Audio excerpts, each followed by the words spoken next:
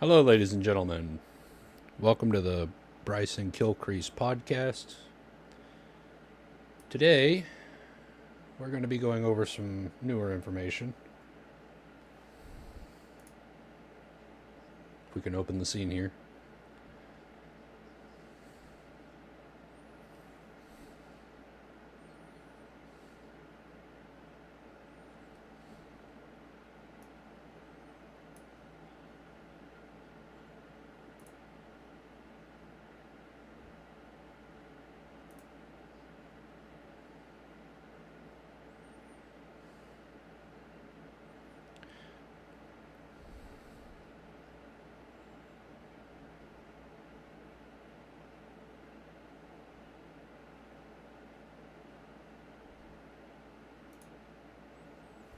All right, there we go.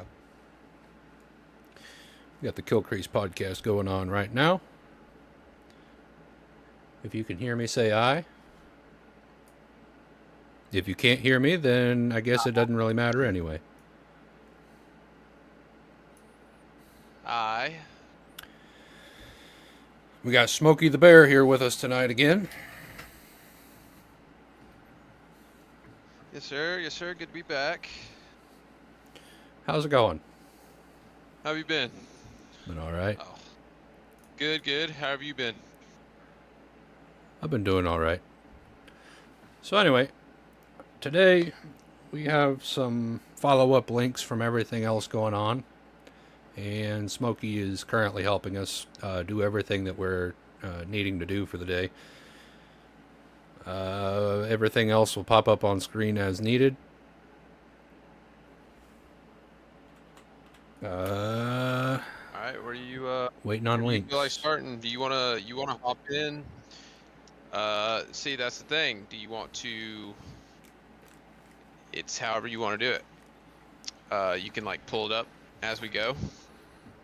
And Yeah. like I said, I don't wanna get you into any copyright or anything like that. So you just click the first one that looks good to you. You know what I mean? All right. Yeah. No, we're currently I'm not too. we're going to be crediting people, so none of this is our information. Yeah, for sure. All right, get it off. I was gonna start.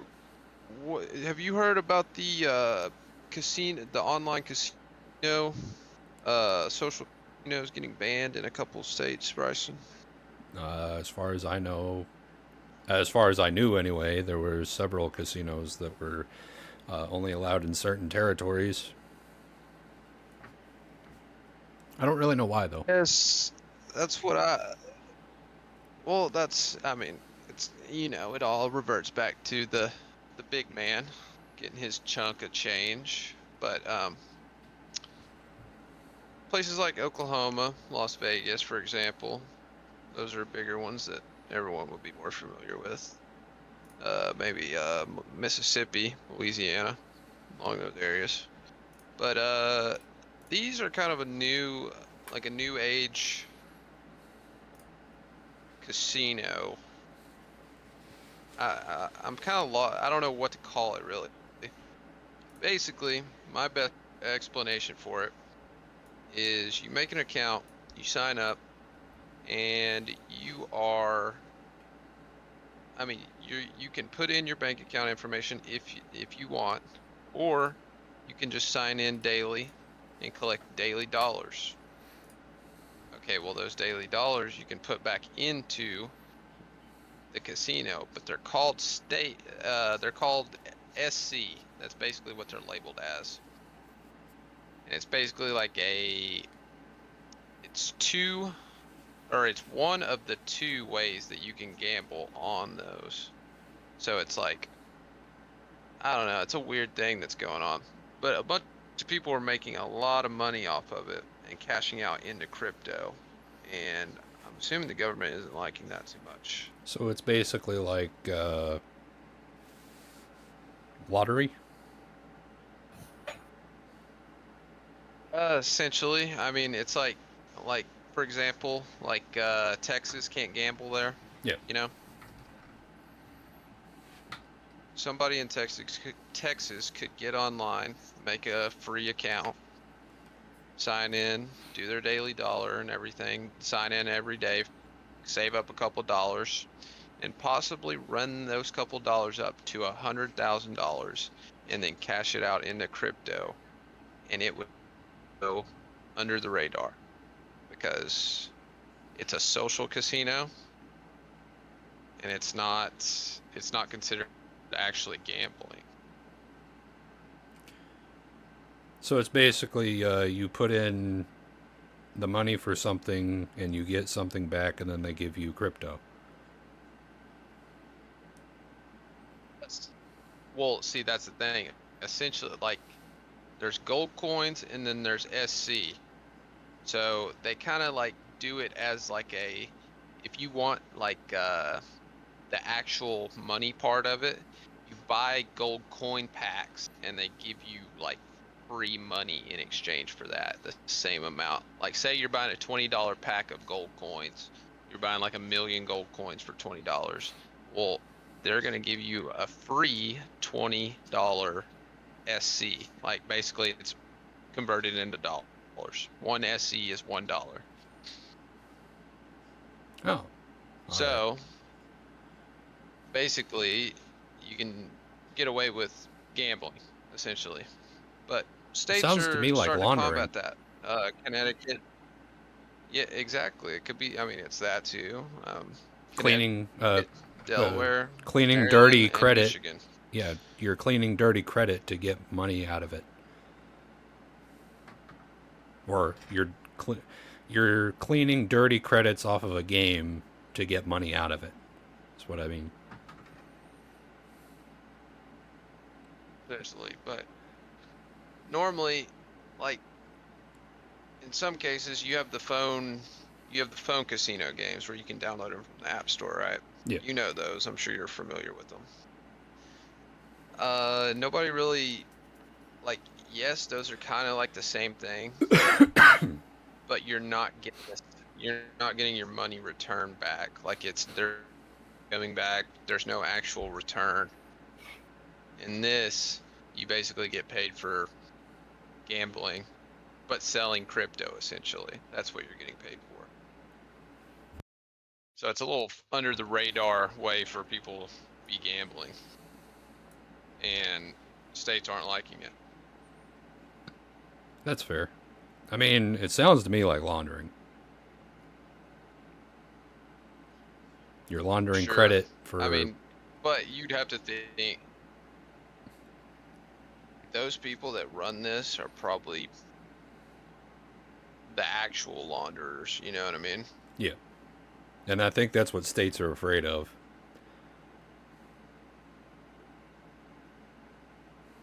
But see, and that goes. Why would that be an issue, though? Well, if you're laundering money, that's a crime in itself. Well, not the laundering money part, but I meant like having if it's in like some of these states that they're banning it in is legal to gamble in. Like Michigan, I believe Michigan is legal, right? Yeah, they have casinos in Michigan. Yeah, which is weird because it's like they're banning it in Michigan. So All right, it's kind so of like we have a comment some from of these states don't have it. We have a comment from the comment section. Mr. T says physical location gambling is not legal yet in Texas. There's a big push that are being made in Texas Senates to pass gambling. That's been going on for a few years, though. I mean, it's been rumored anyway. But Yes, and I believe the push just got pushed a little harder here recently, I believe, because the recent Mavericks ownership being exchanged to Miriam Adelson and her company. oh, so Mark doesn't own it anymore? No, he sold it to a Las Vegas, basically, gambling company. I'd have to go look and see what the actual name is. I can't remember off the top of my head, but I know Miriam Adelson runs it. That's fair. No, I mean, we don't want to spread any false information, so we definitely want to make sure we keep to the facts. But nonetheless, I mean, online gambling has always been a little tricky to me. I've never really gotten into it. Uh, but I will say the way you're explaining it, it sounds like a lot like laundering. And that's just the only thing I can my brain can comprehend that it comes back to on that aspect of it. Not just that. Part of another thing that I can think of is the states that it is legal. Some of those instances could be that those states are afraid that the licensing for those individuals that own it are either non-existent or going out of date, so they're trying to make an scapegoat to the internet to do online gambling. I've done online. And as you can see, what's up, Asmo? So I've done a lot of online gambling.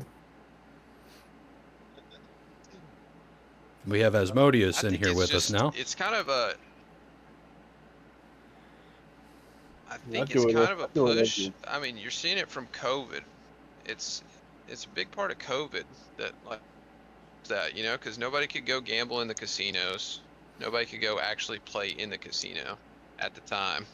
Yeah. So I that's mainly kind of do when it you saw it take a. So you have better odds in the online ones than you do in the actual ones.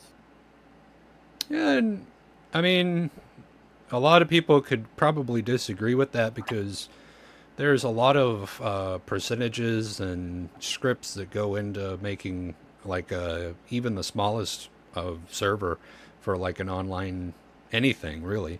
So it would be up to the company to decide the percentage on who wins and when. Right.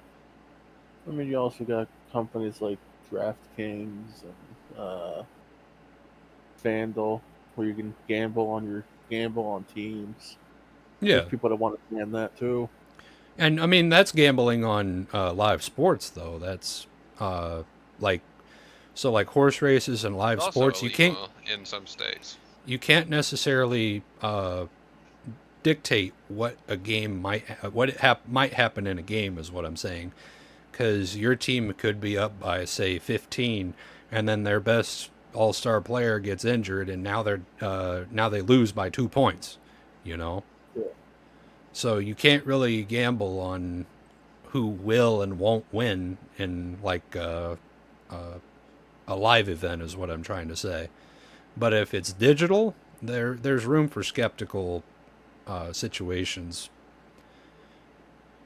and it wouldn't be the first time that a casino has been investigated for rigging systems. It's happened. I'm not naming names specifically because we don't have anything on press, but it's just all a strange situation nonetheless. Mr. T says the purpose of pushing the regulation is there is no foundation on the government to regulate cryptocurrency effectively, getting taxes off of it. Todd, by the way. All right, sorry, Todd. How's it going? This is the first time I've seen you in one of my YouTube chats. But Todd is right. I mean, that's basically the biggest problem. There are no regulations for cryptocurrency right now. I mean, Trump is trying to push some regulatory, like some stuff on it, but it's not like fully to where it needs to be yet. yeah, and There's also telling people to do it. well, to me, it also comes Yeah. back to like what you and Todd said at the same time, was the government can't tax it because they don't have a regulation on cryptocurrency yet. So that could be another thing that states like Michigan are doing, is trying to make sure that they get their cut. And they probably do fear the legal litigation they'd face if they didn't at least put it on a cease and desist. That way it's on record that they've attempted to make a statement because, I mean, somebody in, say, currently in Texas that isn't supposed to be gambling could get on a VPN or something and hack their way to a backdoor system on one of these sites, and nobody would have any way of knowing where they're from or even where this casino is based out of online. See, and that was the issue there for a while. Stake, that's just a big one I'm naming. I'm not saying that's who's doing it, but Stake was a big one there for a while that was having that happen. Everybody would connect to VPN because if you went to stake.com, you could not, it says it's not allowed in your region. Yeah. And then they pivoted and they came out with stake.us. And ever since then, you've seen a lot more people start like sponsoring that. And that is essentially the same thing. It's basically the same thing. You're literally just taking the dollars you make on that website and cashing them out into cryptocurrency to your crypto wallet. I still have no idea how. And then you sell the cryptocurrency from your wallet, and then it goes right into your bank account. But that is where it gets a little hairy, because it's like if you're in a state that doesn't allow that, then won't they be wondering where all, like, say you win like 10,000 on an online gambling platform, and then there's no taxes that gets drawn off that because it's online and it's under the table type of stuff. Yeah. Especially if there's no like. Will the banks not wonder where that's coming from? Oh, they do. Like that's a weird lump sum of cash, or not cash, but like essentially money coming in. Yeah. And see, the IRS from a weird source, basically, is all I could say. From a weird source. It's basically like a crypto wallet. Let's say you make $50,000 off of this, and now you've got if you don't claim that because it's in a state where it's illegal, the IRS would probably start wondering where you got a new car from, Exactly, and that, yeah. I mean, I can kind of speak on that a little bit. All right. Because I've dealt with that already. Because I do the online gambling. I've gotten money through that, through crypto, and when it went into the bank, I got a letter questioning, oh, where'd you get this money from? I told them where I got it. The IRS was bitching, saying, it needs to be claimed. It's like, technically, no, crypto money doesn't need to be claimed. And it goes back and forth. But when you show them how you got it, they do back off. As of right now, they back off because there's no. You found the loophole, essentially. Yeah. There's no tax bracket on it. Yeah, so they will back off of it. So I've already dealt with how that goes. So it's like you do have to keep the receipts of how you got it. Like, yeah, and they are definitely hinting at stuff to come. Even if they taxed it, it's still something hard. It's still not easy to tax it because one, it's not technically physical money until it hits your account. So it's hard for them to actually figure out how to tax that. Yeah, because they don't know if they want to tax the actual Bitcoin or if they want to tax the actual money coming into your account. If they did it, they'd have to tax the money. Because they can't. But I think that's what they're trying to move towards here, like with the bank, like with Trump trying to get like the banks to buy into Bitcoin and stuff. I think it's a bigger, like how you were just saying, how they take it out of the money that you, like, say you sell like one Bitcoin and it's worth, I believe, like around 115K right now. If you sell one Bitcoin right now, you get the 115K. It's like they wonder where, or like why how that much came in. You know what I mean? Right. Well, at least, and he's trying to think of how much to tax it because he doesn't want to tax it a lot. He just wants to tax it a little. If he taxes it a little bit, uh, someone threw out the number of like 7%, which is not a lot of money. If when you're dealing with crypto, that's not a lot. But at least the government still technically they'll still get their cut of it per se, but you still keep like most of the money. It's kind of like how the income tax is. They take a Yeah, little and bit of it.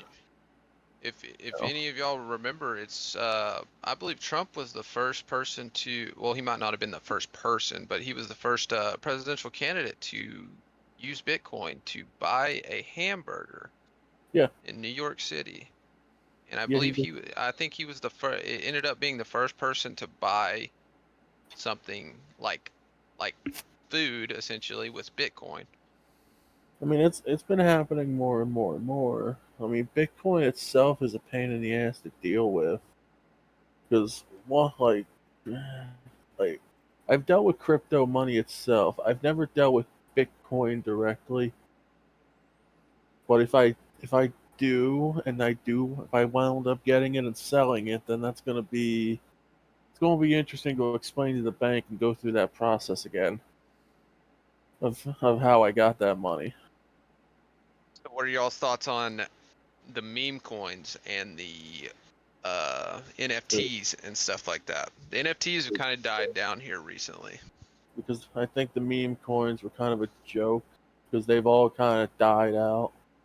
Well, I mean, take a look at Hawk Tuah.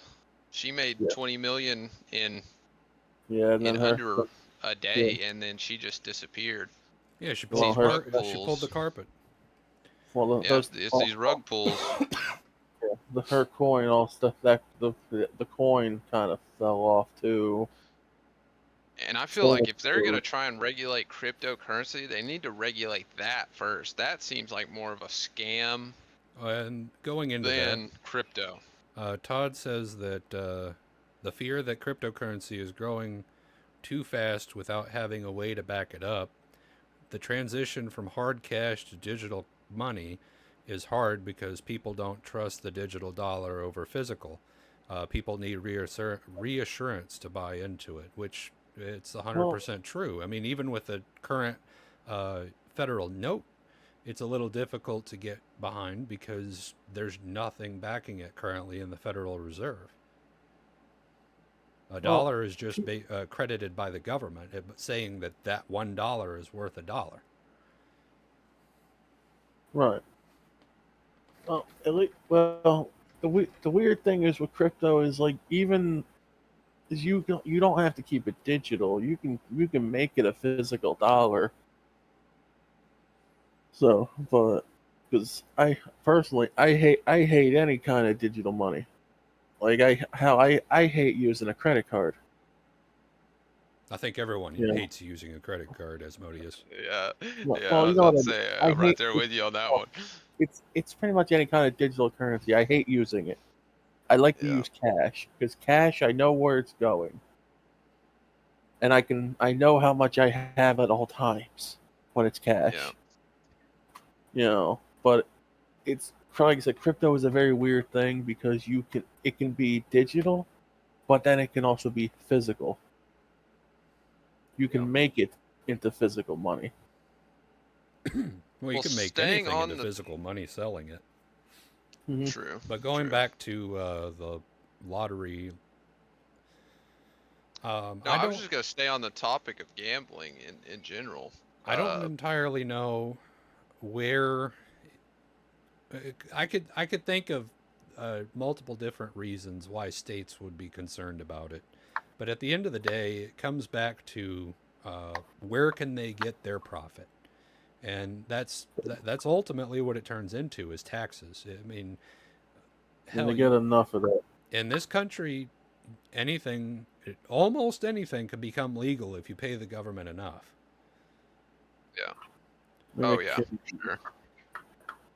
And I mean, it's a technically. weird situation, but uh, just randomly off the wall, gambling, that's one thing. Pot shops, that's another thing. Firearms. Even there are even some restricted firearms that if you pay the government taxes, they will look the other way and hand you a stamp saying, "Hey, this guy's legal." You know, it's dangerous unless you pay the government. Pretty much. That's what that boils down to me. I don't Yeah. necessarily know 100% why these states are doing what they're doing. I could see You know. some cyber security instances where they would be afraid of people losing either money or their digital footprint or anything like that. But at the end of the day, it I honestly believe at least 40% of the situation revolves back to taxes. How can we get our dollar is what they're saying. Yeah, it's Yeah. like the government makes enough money in taxes. They don't need more. Well, staying It's like, on that same topic of gambling, uh, here recently, EA got caught in a class action lawsuit in mhm. Australia over their FIFA loot boxes as unlicensed gaming or I mean, gambling. Sorry. if you think about it, Rockstar got in trouble for that too when they added the casino update to GTA Because of the because shark they're cards. yeah, Yeah. because technically you're gambling real money at that point, and it's the casino update is actually banned in some countries where they can't even walk into it. So Well, it's in like certain titles, like obviously, like I was saying, FIFA, yeah, Overwatch, League of Legends, CS:GO. All those are like, I mean, you see like you can go right now, I'm sure, onto Twitch or Kick or any live streaming website right now and find somebody doing a loot box opening cases, basically yep. gambling and basically like promoting it to younger people. Which I think is stupid as shit to be doing, but hey, You it's know, And if I FIFA is found to have like paid them to actually do that, to promote it, to like get younger kids gambling, then FIFA needs to be looked at and pay a huge they have. settlement. EA has paid people for that. They do it all the time. I mean, hell, even who's the people that made Call of Duty or Activision. like Well, it Activision? depends, Treyarch or Activision, either one. Treyarch is Well, Black Ops. Activision is the franchise itself. yeah, because I Yeah. think Activision was paying people for to promote shit like that, getting people to gamble and things. They got in trouble for that already. So it's like if EA is doing it, they've already said they've paid. They pay these people to promote the game a lot, and if they're promoting them to do the loot boxes, that is promoting gambling, especially to children. Children aren't supposed to be gambling. Gambling Yeah. is more of an adult thing And because they'll you take don't. that as go grab their parents' credit card and go Uh, buy 100 loot yeah, boxes. And you'd be exactly. surprised how many parents today will actually allow their uh, children to sit there and take their card and just empty it. I actually have friends that I grew up with Well, throughout high school that they'd just take their parents' card and buy a whole bunch of gems on Clash of Clans. It'd be absolutely pointless, but you'd ask them why they did it, and they'd be like, "Well, because I could," you know. yeah, So, nah, yeah, nah. If my son, because I do have a kid, but I'm not allowed to see him. But if my son were to take my credit card and I didn't know he did it and bought shit on a game that put me in debt or spent a shit ton of money, he's getting the belt because that's not something you do. now, Like, nonetheless, I mean, at the end of the day, it comes down to uh, number one, accountability. The franchises should not be doing this, but number two, it also comes down to the accountability of the individual to number one, follow the law, but number two, make sure that they're uh, keeping accountable with the things that themselves, not only themselves, but their kids are doing too. Because, you know, at the end of the day, Your children is your responsibility, whether FIFA or Call of Duty or Fortnite or anybody else allowed you to purchase something to begin with. It states inside the You terms know, of service that you have the authority of your parent or guardian to enact in that capacity, pretty much. and that kind of leads, honestly, it kind of leads into the next topic of the Microsoft addiction scrutiny of the parents target Xbox and Minecraft for manipulative designs, causing compulsive play for their children. Games as So, in, like, well, like I just said, Minecraft or Xbox in general with any of their games titles, yeah, their parents are just going after all of them in general. They want somebody to answer for it, and it's like, in the same sense you were just saying, you're responsible for your own kid. You get to decide when he gets off and when he gets on the game. It's, to me, that it shouldn't even be a case. at the end of the day, uh, there's a lot of lawsuits, and some of those lawsuits are either valid, invalid, moral, or immoral. Um, I personally believe that if your child is addicted to something like, say, Minecraft or Fortnite or uh, Call of Duty, Grand Theft Auto, anything, it's your duty as a parent or guardian to uh, put limitations on things like that. Yeah, kids What's about today don't really know what it's like to play outside anymore. that's why I tell you, Technology has become so I think that advanced and so inclined to be easily and readily available that children just don't have an imagination anymore. They're constantly on games. They're constantly doing things that involve around technology, even in schools. Schools promote it as well by allowing students to engage on school computers. Whenever I was a kid, you had 30 minutes a day in a computer lab at school, 30 to 45 minutes a day to get your stuff done. And if you didn't get it done, you went home and you studied it from a book. Y'all probably know that as well as I do. But I did it from a book anyway. I just used the proxy website to play video games at yeah, school. and that's Max Games and stuff like that was great whenever it was uh, just 1 to 2 hours a day. But it's gotten to where today that people are going Well, above and beyond to keep connected on the internet. And what are you going to do whenever the internet runs out? You know, and I mean, it can happen. You can shut the internet off. People don't realize that. The government can shut down the internet. It's not as hard as people think it is. but at They the can just black it out. but at the end of the day, you can't blame a gaming franchise for something that you gave to your adolescence to begin with. Some of the games you don't even have to purchase anymore. Like if you have the Game Pass, most of the games that were mentioned are free. You can just download them, and if you don't know your kid's playing it until you walk into the room.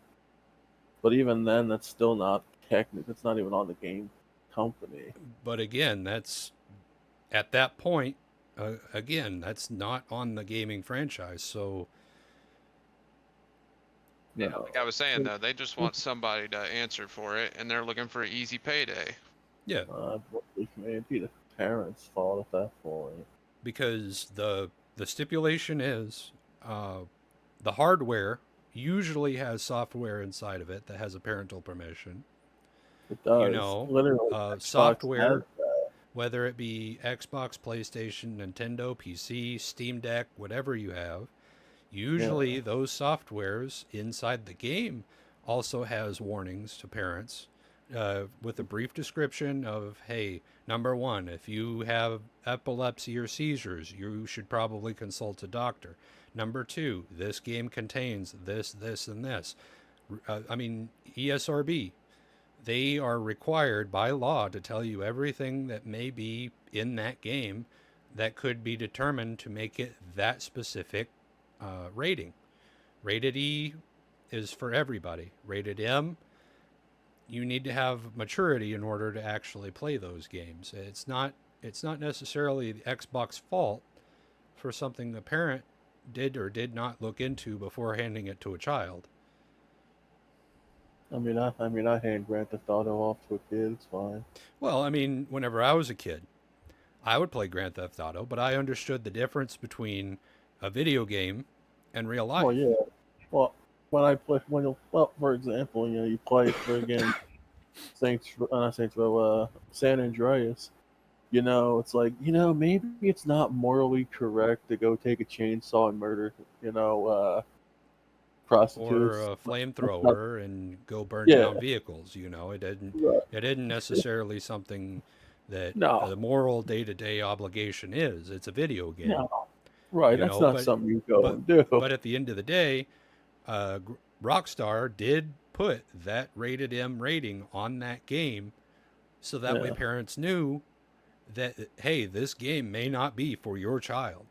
You know, Right. but But even it is ultimately, it's up to the parents if they want the kids to play the game. The game Up to them. itself, the game itself ain't gonna make a kid make decisions. but You know, you- the addiction fully falls on the parent themselves due to not making time constraints on the child. Right. It's a disciplinary issue at this point, because I no mean- matter how you turn it, the parent is responsible for that child until they are 18. But I can also see why parents don't let them in a lot of states. There's some states kids are going out more and more now. Like a lot of kids are getting outside playing. But in some places, I see why parents don't send the kids out. Like for example, let's say for example you live in Chicago or you live in Memphis. Do you really want to send your kid outside? Well, I mean, depending on the area. Like if you're living in downtown Chicago or like I said Memphis right now, because National Guard's going to Memphis right now. So Well, I probably wouldn't have a kid playing in front of the National Guard. No. no, but you know what I mean. Like Memphis's crime rate is so high. There's even kids getting shot by people. Would you want your kid out there? 9 times out of 10, people would probably say no, but nonetheless, kids are going to find a way to go outside anyway. Oh, they do. But that's what I said. A now- lot of people don't want their The- kids outside. But the addiction phase of this is That's true, yeah. is That's bad. entirely on the parent. Yeah, like you can, like hell, you don't have to you can technically keep your kid inside if you're worried about the crime and shit, but don't have to play video games. There's other shit to do. There's other social things that people can do without the internet, or Well- hell, video games. Even Gen Z. I'll smack talk on my generation for a moment. Even Gen Z people. I mean, we grew up the last known entity without actual home Wi-Fi, for the most part. Yeah, Most parents didn't believe in it as millennials or Gen X. But we used to play outside all the time too. And now that you look at what AI and internet has done to us, we as a generation have become addicted and dependent on the internet as well. Yeah. And I mean, I'm not saying it's perfect. No. And I mean, I used to play outside every day, all day, because my mother and grandmother would say, "Don't come home until the lights turn on," you know. Yeah. But I mean, today, I spend maybe 20 minutes a day outside, and the rest of the time is either playing games or working, you know, because at the end of the day, I'm an adult. Yeah. But at the same time, that's number one, my choice. But number Yeah. two, it's not EA's fault or Microsoft or Sony's fault because I decided to stay inside and play games all day. These parents No. are the ones that are responsible for what their children ingest. Yeah. Well, I mean, I agree. They are the ones that determining who their children are around. They're the ones determining who their kids interact with. They're the ones that determine what their kids see, you know. So at the end of the Definitely. day, who else is there to blame that isn't Microsoft or Sony? Mostly it's Smokey? parents. Yeah, I'm right there with you. I agree. 110%. Because I mean, I'm I used to do the same thing as you. Go outside, play outside 24/7, stay outside. We used to. I didn't grow up with Wi-Fi in my house either, so I know where you're coming from on that too. So, I mean, but like you're I didn't saying, have that. I mean, we have Wi-Fi everywhere now. Like I thought I, of. we have Wi-Fi. I have two different we have like a little shop here at my house and everything. If it's kind of far from the house, but like we have fucking Wi-Fi in the house and in the shop. So like we're always connected. You know what I mean? Yeah. That's how. It's just advanced everything so much that. But I mean, this isn't like. That's not like shadowing the fact of what we're actually talking about, though. It's like parents, you know, choices and everything like that. But yeah, I hear where you're coming from. Everybody's pretty much connected to something at all times right now. Some kind of live internet connected thing at all times. I mean, when I was younger, it took me hours to connect to the internet. So I went Yeah. outside and played while I'm waiting for a picture to load. Yeah, or I mean, hey, not even it's not even because like we were poor or anything, but it's like Oh, so like that's what you had back the then. Like, school used to send you home with a laptop, you know, and like a little hotspot for you to do your actual yeah, stuff because they knew, yeah, yo, these kids don't have. where I went to school, we couldn't do that because Yeah, people were stealing the laptop components. well, luckily where we were at, we didn't have any of that go on, but it was more along the lines of like they would uh they would love to be the first to like send you home with a laptop and then say something happened to that laptop, whether you did it or not, say something messed up with the laptop on Yeah. its own. They'd love to blame you for it. Now you got to pay for it. So Yeah, the it's like, accountability it was still went kind back of, to the parents. yeah. Your Oh son or yeah. daughter was in possession of our property, and that property became damaged, so now it's up to you to pay for it. Yeah, like that also comes down to it. It's like it's not even if the product wasn't damaged by you. Like let's say the software glitched and it fried the computer because that happens with those. Because they used to send you home with that thing called a thick book. It was like fucking like real thick laptop. Had a little red button on it for like a mouse, like in the middle of the like Yeah, keypad. Yeah. Yeah. The those things. actual like Yeah, those things were keys. known for frying themselves to death, and you still got blamed for that. Yep. It's like no, that's a software issue. Hell, I got blamed for that because we used those things while I was still in school, Yeah. and I'm doing a report on World War II history, and the computer went black. I'm like, okay, what the hell happened? Teacher's like, you destroyed the computer. I'm like, no, the computer just fried itself. Wanted me to pay $200. Told him, hell no. So I took the computer apart, and I found out what happened. It overheated. The fan stopped working. That's not my fault. Yeah.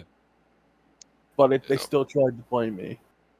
But let's say But you're at home and you're on it or whatever, and you happen to spill a drink on it. At that point, the accountability was still on you and your parents. yeah, Uh, that's different. Like if you cause it the damage, yeah. I mean, yes, it Yeah. was an accident. Yes, things happen. Yes, you're a child and you're So not did really they. thinking about it.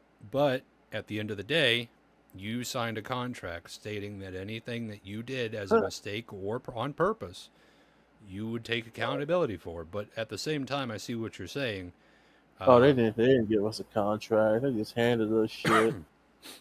At the end of the day, like I said, I understand what you're Yeah. saying. If the software or hardware failed, then that should not be on the user. Yeah. That is on the manufacturer. Um, Actually, it wasn't until high school that I really even engaged in laptops. Yeah. Um, I don't know if y'all have heard or not about there's a AI battle going on right now. Well, I'm sure there's AI battles going on everywhere, but I a really like. legal battle with AI with Elon. There's a company called X Populous, EX Populous, and it is a blockchain gaming firm, and it's suing Elon Musk's XAI for trademark infringement amid Web3 partnerships. So, I don't know what they think they're going to get out of that, Nothing. but they must have forgot that Elon is one of the richest men in the world, if not switches every What other are you? day with the Saudi Arabian man. What are you trying to sue him for? What's the copyright issue? I'm going Basically, to try to pull it up it's here. because I was I've, hoping, I've read yeah, a little. Bryson get. I read a little about it, but it's been a little bit. And with all the other crap going on in the world, I kind of forgot about something that small. Yeah, All right. exactly. So what you're looking at here is, if I can pull it up, there we go. Ex Populous, the Delaware corporation, powered by gaming network XAI, has filed federal trademark infringement lawsuit on Elon Musk. So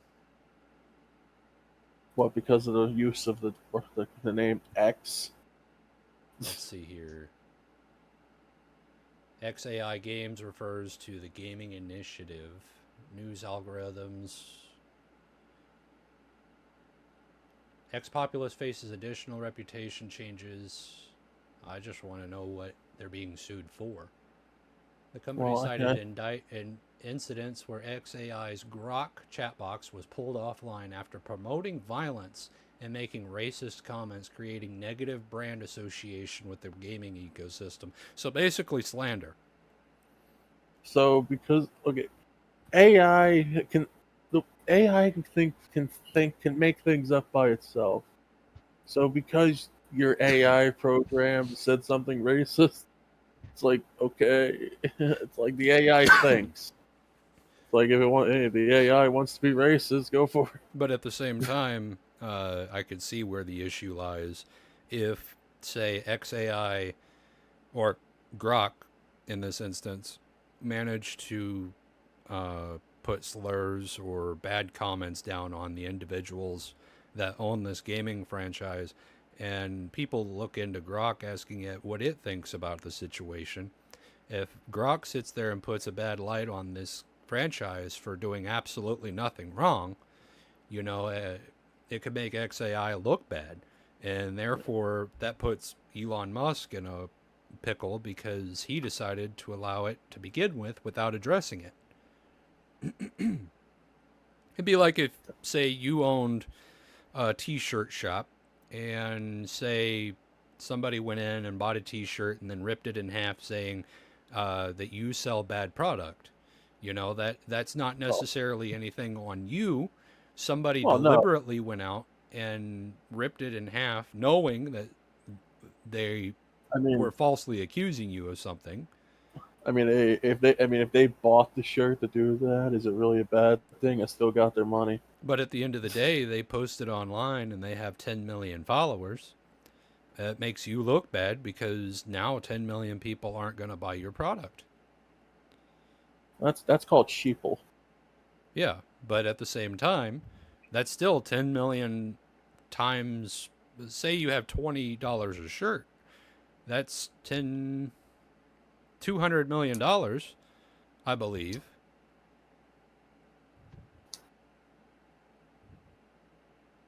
Yeah, and a lot of people in today's day and age aren't like if someone goes out and says a product sucks.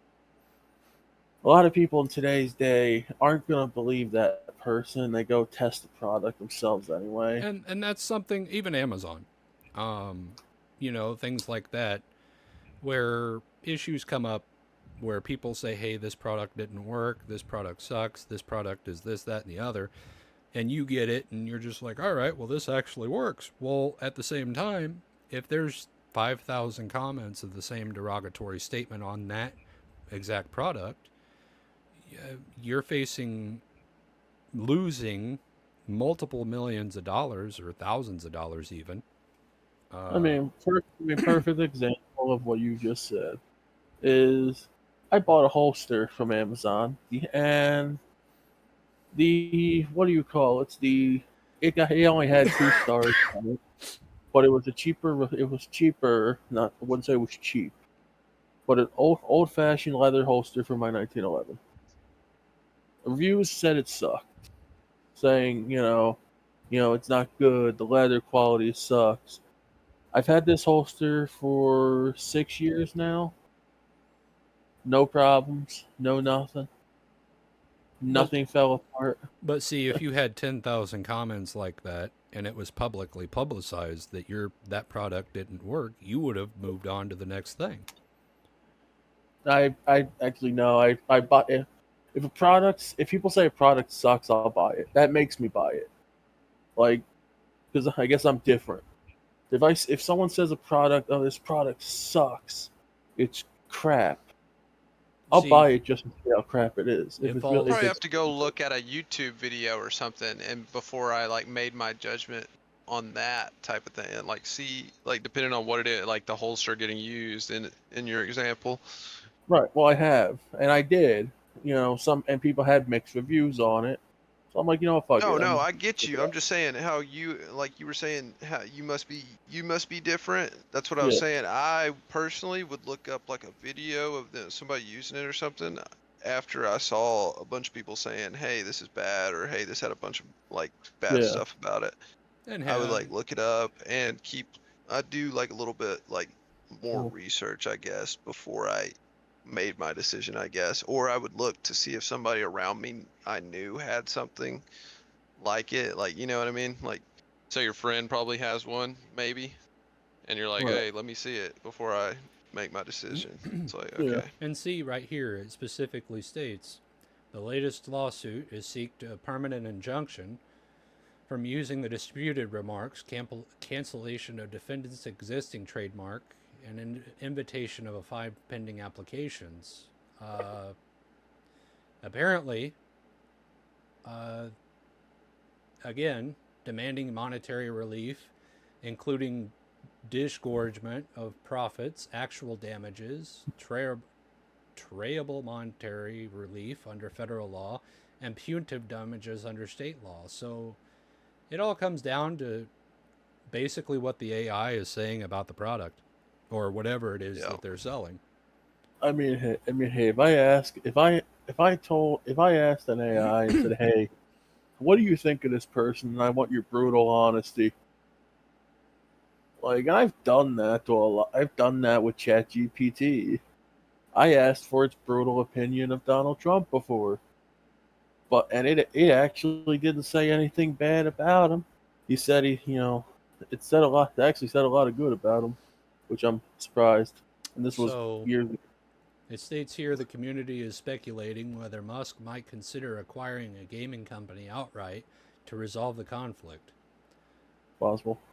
I mean, he bought Twitter. He's just going to go back into his normal issue of, well, if these trademarks are pending against me, and if I can't win this case, I'm just going to buy them out.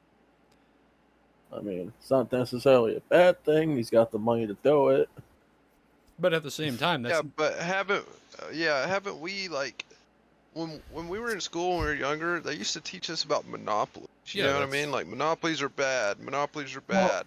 Well, and then nowadays, it's you see the most monopolies nowadays, and nobody's saying a word about it. Yeah, but it's are they really bad, though? At the end of the day, with no monopoly... AT&T is a monopoly for certain. Well, yeah, they own all the towers. They own. Like, They bought into DirecTV. They had AT&T Uverse. They had they have it. They have it. well, they It's also, like nobody's saying a word about it. I mean, they stopped Cabela's. Cabela's was a monopoly, technically. Bass Pro, Cabela's, same company. They tried to buy out 2 other companies, and they got told no. But Yeah, then, I but see, mean, then it went back and like Bass Pro Shops bought Cabela's, so Cabela's doesn't even exist anymore. It's like Oh, it Cabela's does. by Bass Well, Pro Shops or something Cabela's, like well, that now. Cabela's is up here. That's the northern stores. Bass Pro is more the southern stores now. So they have Cabela's as like the northern stores. That's kind of how they started dividing it, Yeah, which I is know, weird. but Bass Pro Shops owned Cabela's now, though. Well, yeah, they were also saying the same, pretty much the same. They're pretty much now the same company. They tried to buy Yeah. another sporting goods store. And they got told no. So, which I find it hilarious. They say, "Oh, monopolies are bad," but yet it's only bad when it's not a company they don't want, when they don't like the company. It seems. at the end of the day, a monopoly is impeding on other franchises for the same product. If you don't have any competition, it can create hostility because then at that point you can price your item at any price you want, and people are forced to pay that price. Yeah, in a way, yeah, that sometimes does happen. Like it happens, but So, I've I've I've seen both sides of that argument. anti-monopoly is attempting to keep it constitutionally inflicted to the fact that people have a choice to shop with you. Say I sell one thing and you sell one thing and somebody doesn't agree with something that you stand for, so they want somebody else to give money to. That would throw back to their ability to spend money with me if I'm the underbidder of you, you know. Well, if you want, unfortunately, if you want to use a cell phone nowadays, you have to kind of go with the monopoly because well, you can buy a company from any character. They're not most characters are owned by themselves now. But if you want, if the company you buy that phone from wants to give you service, they do have to pay. They have to pay AT&T to use their cell towers because AT&T owns all of the towers. And when I say all of the towers, they own all of them. Yeah, and it goes back to like when somebody has a phone plan with AT&T, they might have unlimited data, right? Hmm. Okay, well, AT&T owns a lot of the data for cellular devices Yeah. in the US, like a lot of data. Okay, well, you own or on your contract it specifically states your internet, you have internet like 24/7, but at a certain usage it They, it, will slow down to a certain speed, basically to a halt, but you're yeah. getting like 100 kilobytes per second basically. Yep. I don't like To me that is like the biggest like scam Well, I've yeah, because ever like, you they know what I want. mean? Because like half the time your phone doesn't even work. Your phone won't even like load anything. Well, yeah, it's because they want you to pay more money to get the more data, even though your data is supposed to be unlimited. They want you to buy that extra so they can, and they'll give you more time before your internet gets slow, Yeah. which I think is stupid. But So we have Yeah. They news. I have breaking What's up? news coming in. you know, what's that? I'm gonna pull it up here on the monitor.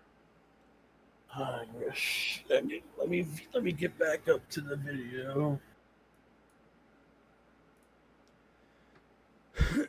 So apparently, give me a second. I'm gonna switch it back over here. The United States has put a second aligned Venezuelan strike on a drug boat, killing 3 individuals. Ooh. Yes, that was earlier today. Well, this was released 3 hours ago. I'm just going to let this Congratulations. play. And this is credited by Ann Flaherty and Luis Martinez. Today at 6:19 p.m. It doesn't say what headline time zone, but I'm just going to let this play, and we're going to address it afterwards. Let's see. America at Some of the top headlines we're tracking for you this hour. New York's governor endorsing her party's nominee for New York City mayor, Governor Kathy Hochul, saying in a New York Times op-ed that she's supporting Zohran Mamdani to lead the city. Despite differences with the Democratic Socialist, Hochul adding that the city's next mayor cannot surrender an inch to President Trump. Trump called the endorsement shocking in a Truth Social post and threatened to withhold federal funds. British Prime Minister Keir Starmer condemning violence following massive anti-immigration rallies in London over the weekend. More than 24 police officers were hurt after more than 100,000 people took to the streets for the Unite the Kingdom rally. It's thought to be the largest far-right protest there in decades. And a scary scene in Mexico City as a sinkhole, swallowed a soda truck. Luckily, no one was hurt, and at last check, crews were still working to remove the vehicle and try to fix the roadway. Well, the news never stops. You can find us anywhere you stream live news. And if you're on the go, we're on the ABC News app and abcnews.com, too. Glad you're streaming with us. A lot more news up next. Don't go far.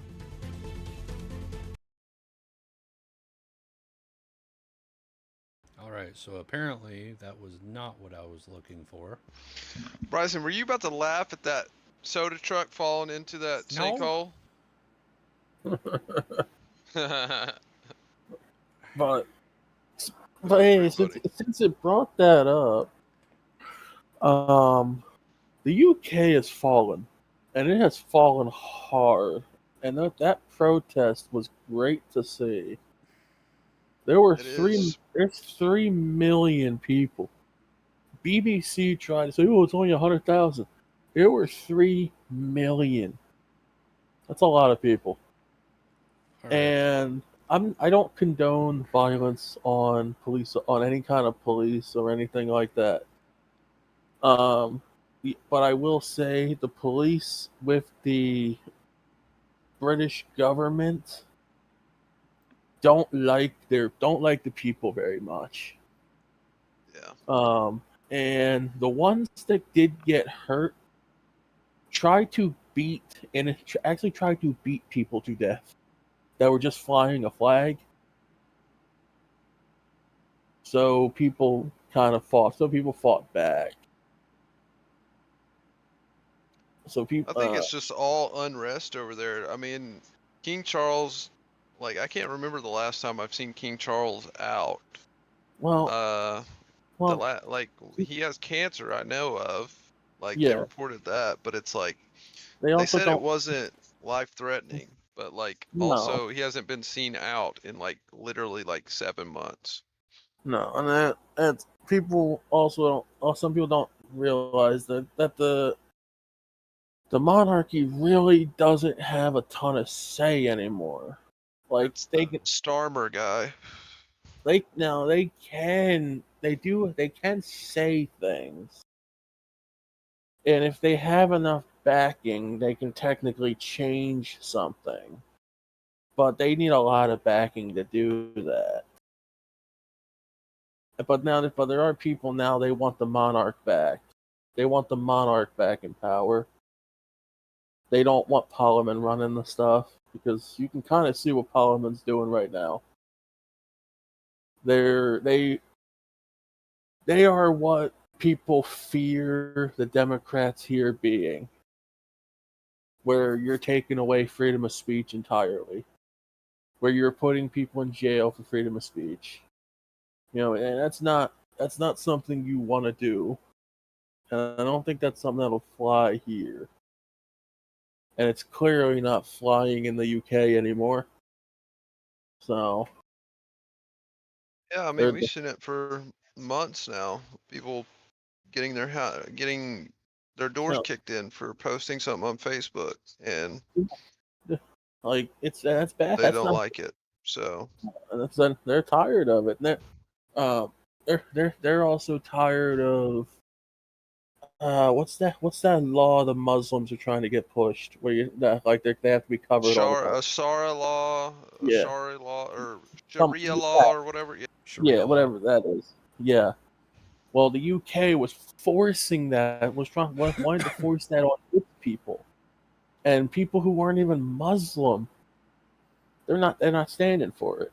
And there's parties of the Muslims here, nothing against they got nothing against them, but they're trying to force that on people here in certain Oh yeah, cities. there's a place in Texas that they're trying to build a whole I think it's like a 400-acre premises for like where Sharia law will be enforced, Don't do it. and it will be like actually like Muslim. People will And shoot them. I mean, don't get me wrong. Yeah, exactly. I I hate mean, to say it's not. that, but if you do that, if they do that, Texas will fight back All on right. that. Getting back to the Venezuelan drug boat, alleged drug boat, we do have footage of that. Okay. Well, So we're going to I go mean, the ahead last and play that now. it's always alleged. New That's a tonight, drug another boat. deadly U.S. military strike, a second this month against a Venezuelan target. President Trump posted this 26-second video marked unclassified. A boat bobbing at sea.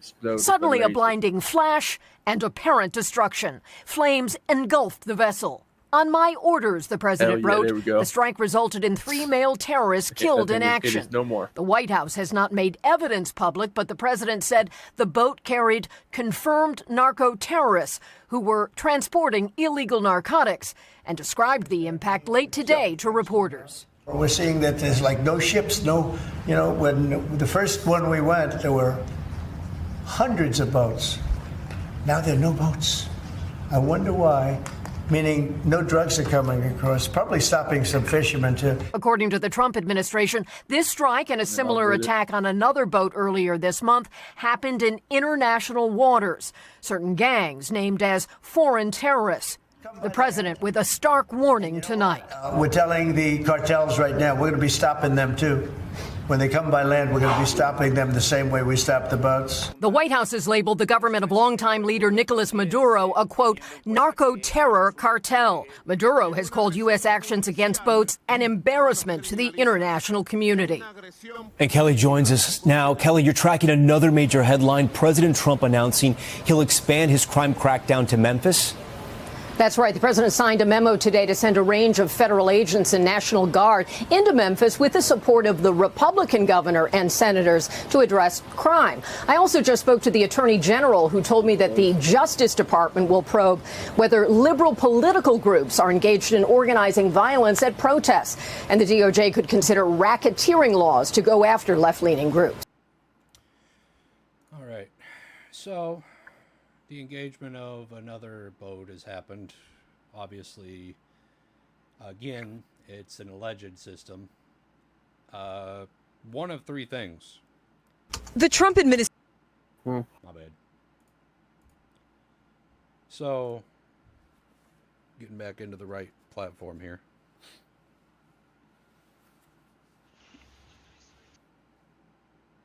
Number 1 is either, well, this is the ultimate hope, for me anyway, is that this is just a propaganda floaty that they happen to blow up, because it's not very hard to get a raft.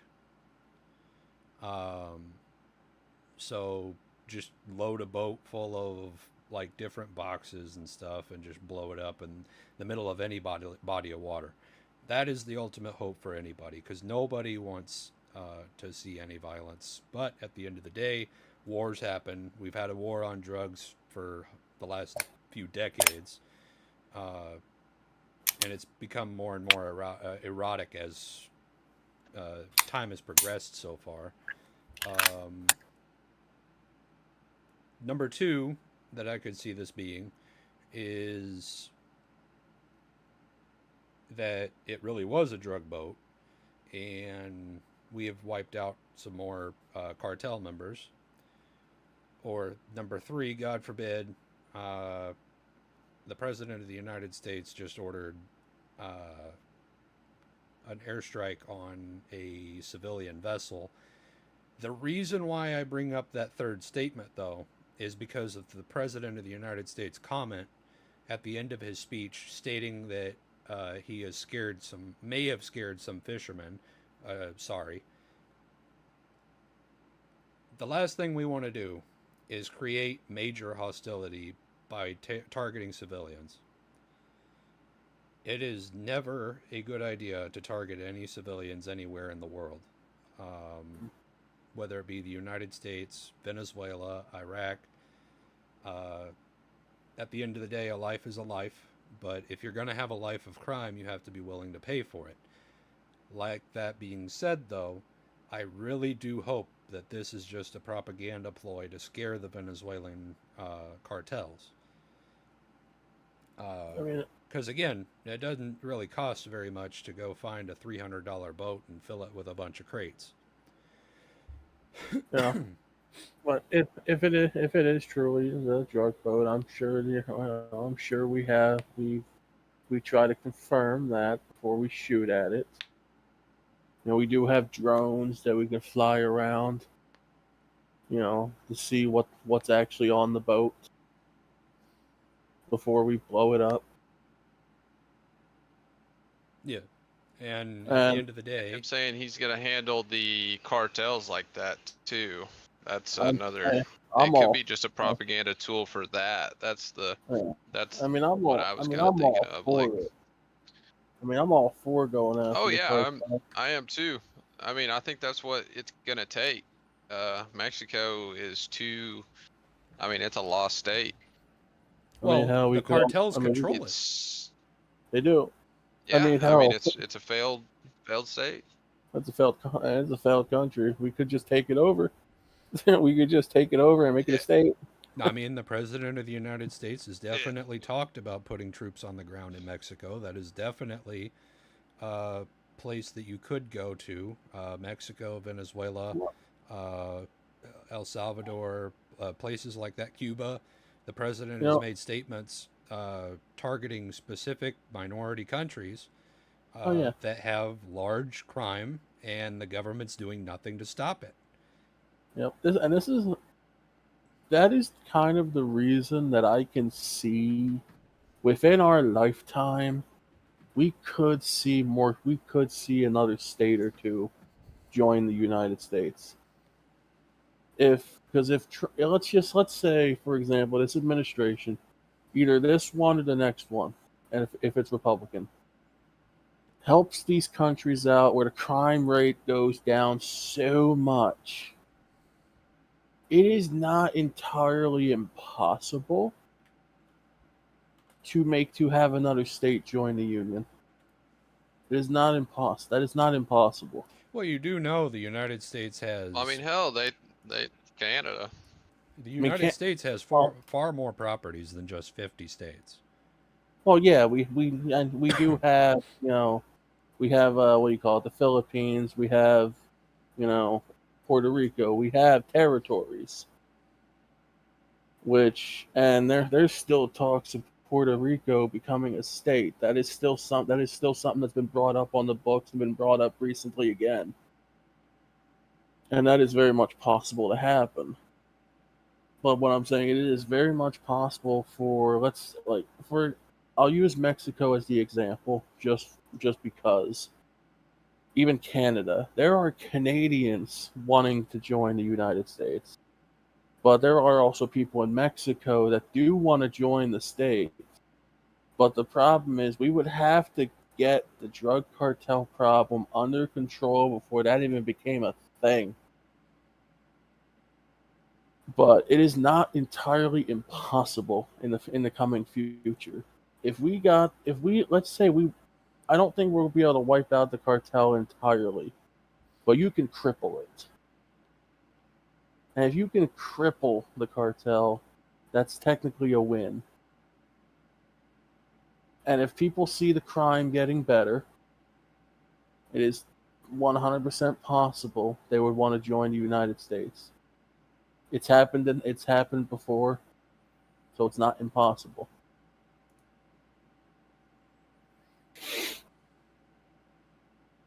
You know, if The cartel's Canada, just gotten so deep, though. It's oh, just it is. like It's deep. back when Obama was in, he got those people up in the northern state. I can't remember what state it was, but some of the cartel members had U.S. guns. Yeah. And I mean, a lot of them do. that was kind of a big. Look at Operation Fast and Furious. Well, I mean, they were, yeah.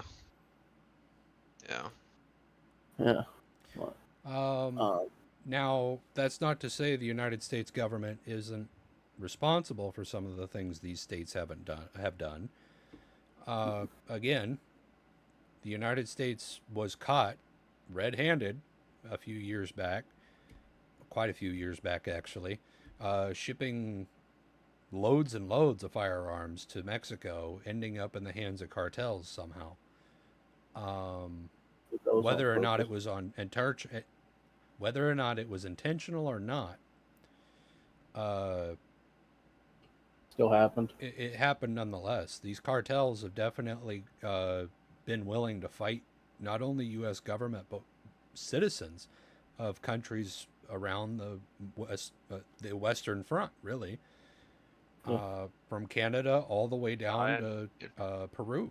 You know. Mm-hmm. If you think about it, it's almost kind of like the same exact thing as what was happening with the U.S. aid. Why Trump shut that down, because it came out that a bunch of the U.S. aid airdrops were getting dropped directly to the Taliban. It wasn't even like it was on accident or anything. The Taliban would just get dropped. And plus, a lot of stuff. I mean, hell, they got a good amount of our shit when we left in Afghanistan. Yeah. Yep. And that was a botched job. And we didn't even leave. That's the funny thing. They did all that to say we left, and then they said we don't have any troops in any foreign nations right now, Kamala said on that stage. She screwed herself on that one. And then U.S. service members decided to whistleblow about that. Post a video and say, well, where the fuck are we at then right now? And that was a direct quote. Yep. But we're going to go ahead and move back to the financial and social district of the podcast. That was just breaking news from President Trump. I have a letter and statement here that the United States and China have agreed on a TikTok deal, keeping the social media platform TikTok based in the United States with exceptions. So let's go ahead and look at that. Yeah, let's hear these exceptions. I was never a TikTok user, so. Well, nonetheless, social media is social media. I'm kind of glad I didn't fall into the. Oh yeah, I know, but I was saying like, I remember when it got really popular because Joe Rogan went on his little JRE podcast and did the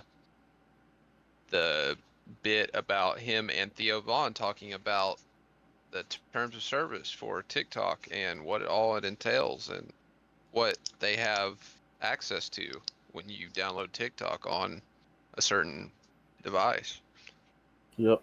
But all right, we're going to go ahead. What are these exceptions? Let's talk about TikTok. Let's talk about the White House. A tentative deal has been made to keep TikTok alive just days before another deadline that could have banned the app right here in the United States. Well, Treasury Secretary Scott Bessent announcing China and the White House agreed to a framework during trade negotiations in Spain today. President Trump will meet with China's president Friday to finalize those details. Meanwhile, the president said on Truth Social earlier, the big trade meeting between the U.S. and China has gone very well. A deal was reached on a certain company that young people in our country very much wanted to save, they will be very happy. Morning News Now anchor Savannah Sellers is here to tell us whether young people will, in fact, be very happy. What are the details of the deal, Savannah? Hi, Morgan. Right. I mean, this has been a long time coming, right? We've already seen 3 extensions here to try to keep TikTok up and running in the United States, despite that bipartisan legislation that was put into law back when President Biden was actually in office, and then it was supposed to come into effect right as President Trump took office. Still has not. Today, this is a big deal, announcing that a deal could potentially be made here. What we are waiting to learn that we still do not know is what private company is it that's involved in this deal? Who is it that's essentially buying TikTok? That's going to be the next big news that we're waiting on. But in terms of the national security concerns, the whole reason that TikTok needed to be sold in the first place, we heard this today out of that meeting with China. We were very focused on TikTok and making sure that it was a deal that is fair for the Chinese and completely respects U.S. national security concerns. And that's the deal we reached. And of course, we want to ensure that the Chinese have a fair investment environment in the United States, but always that U.S. national security comes first. So that was Jamieson Greer, the U.S. trade representative who was involved in these talks. And of course, Morgan, it's significant that they essentially said this is all we talked about today. Even though there's so much on the line right now with trade, with tariffs, with China, this is what they worked on. This is kind of what they wanted to get over the hump on. Clearly, as you mentioned, President Trump will be speaking with President Xi on Friday. We are, though, also supposed to hear from the president at 4 p.m. today and do anticipate that he will make remarks or be asked questions. Maybe we get a little bit more information. But right now, again, a framework deal in place. No details really in terms of who has purchased it or how exactly they are abating those national security concerns. We're wondering, is there going to be any type of changes on the tech side, right? Like, does anything change with the infrastructure of the app to ensure that that data is not anywhere in Chinese hands, Morgan? Well, I know you will keep us posted after 4 p.m. Savannah Sellers. Savannah, thanks so much.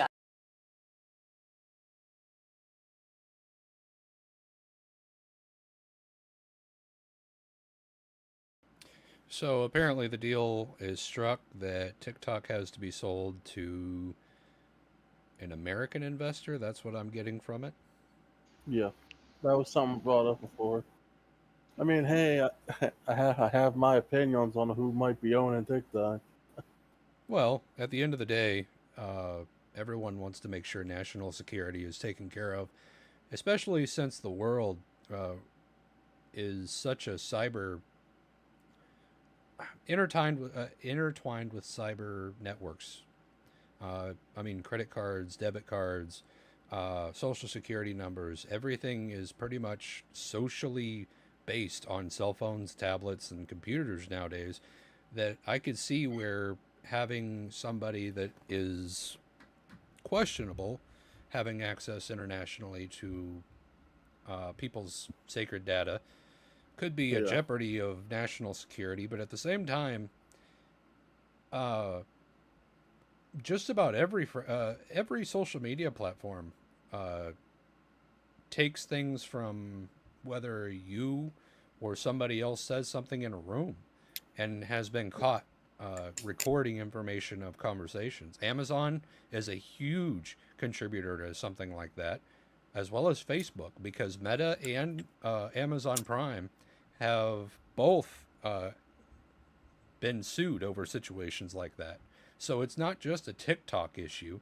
It's technically all social media platforms combined, but to be honest with you, TikTok seems to be the only contributor overseas to social media at this time that I know of anyway. Again, with this being said, this is just a theory, but I believe the United States wants full authority over what TikTok can and can't do. And if, say, they don't contribute to ownership with an American or American allied owner, the United States really has no control over the device or the social media platform as a whole. You know? Yeah. So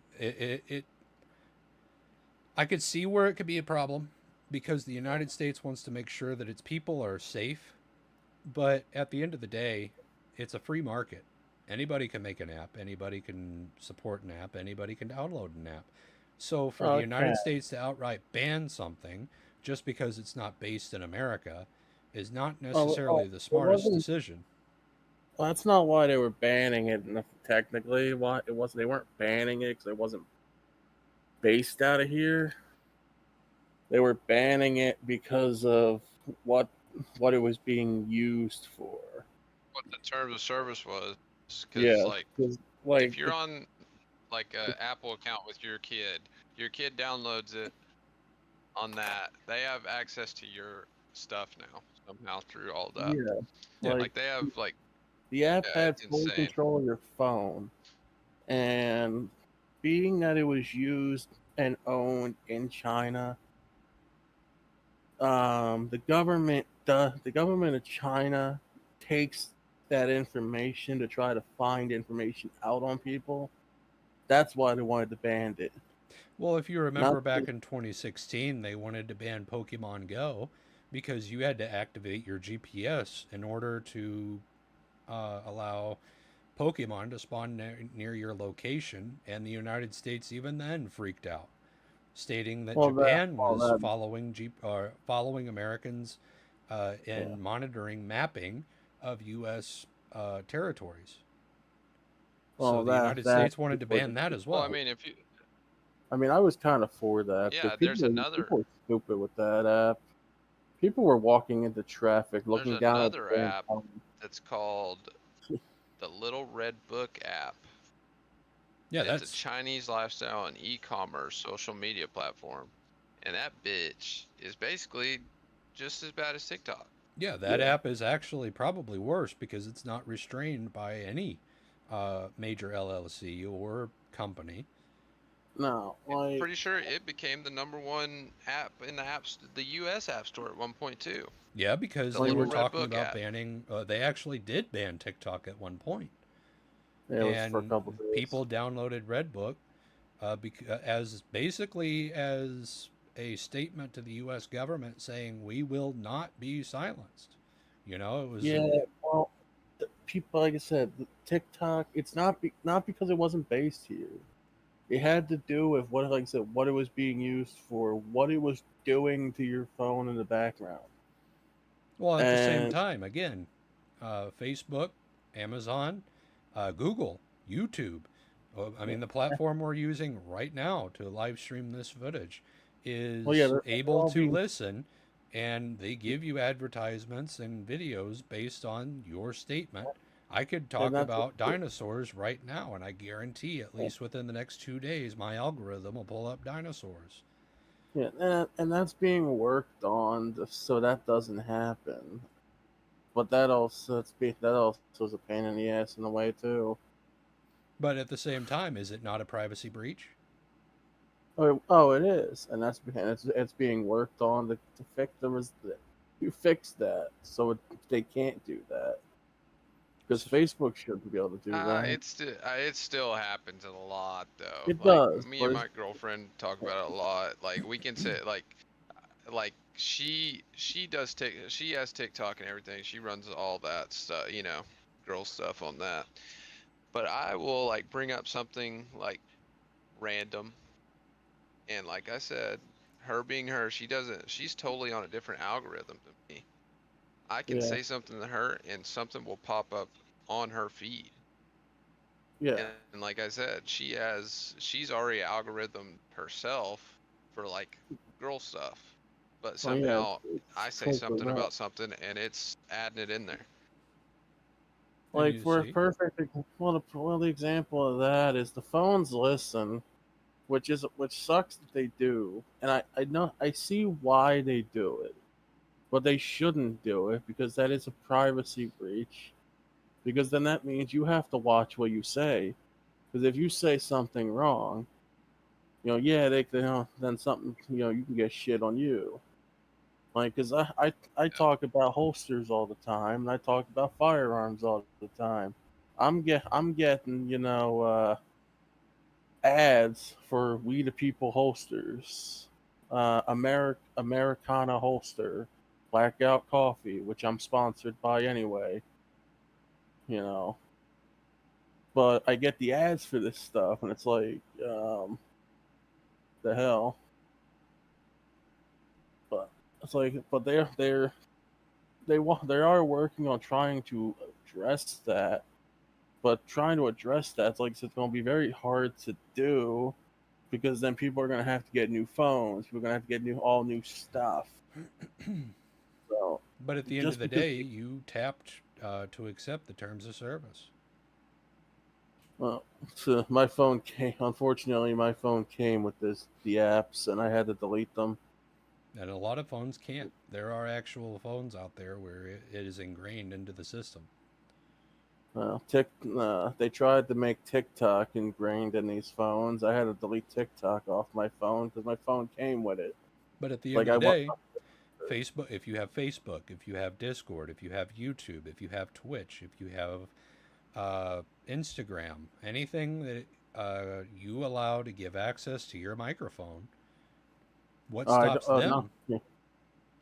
Well, the only app that has access to my microphone is Discord.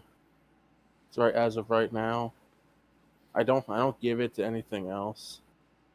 Hell, I don't even give Instagram access to my photos.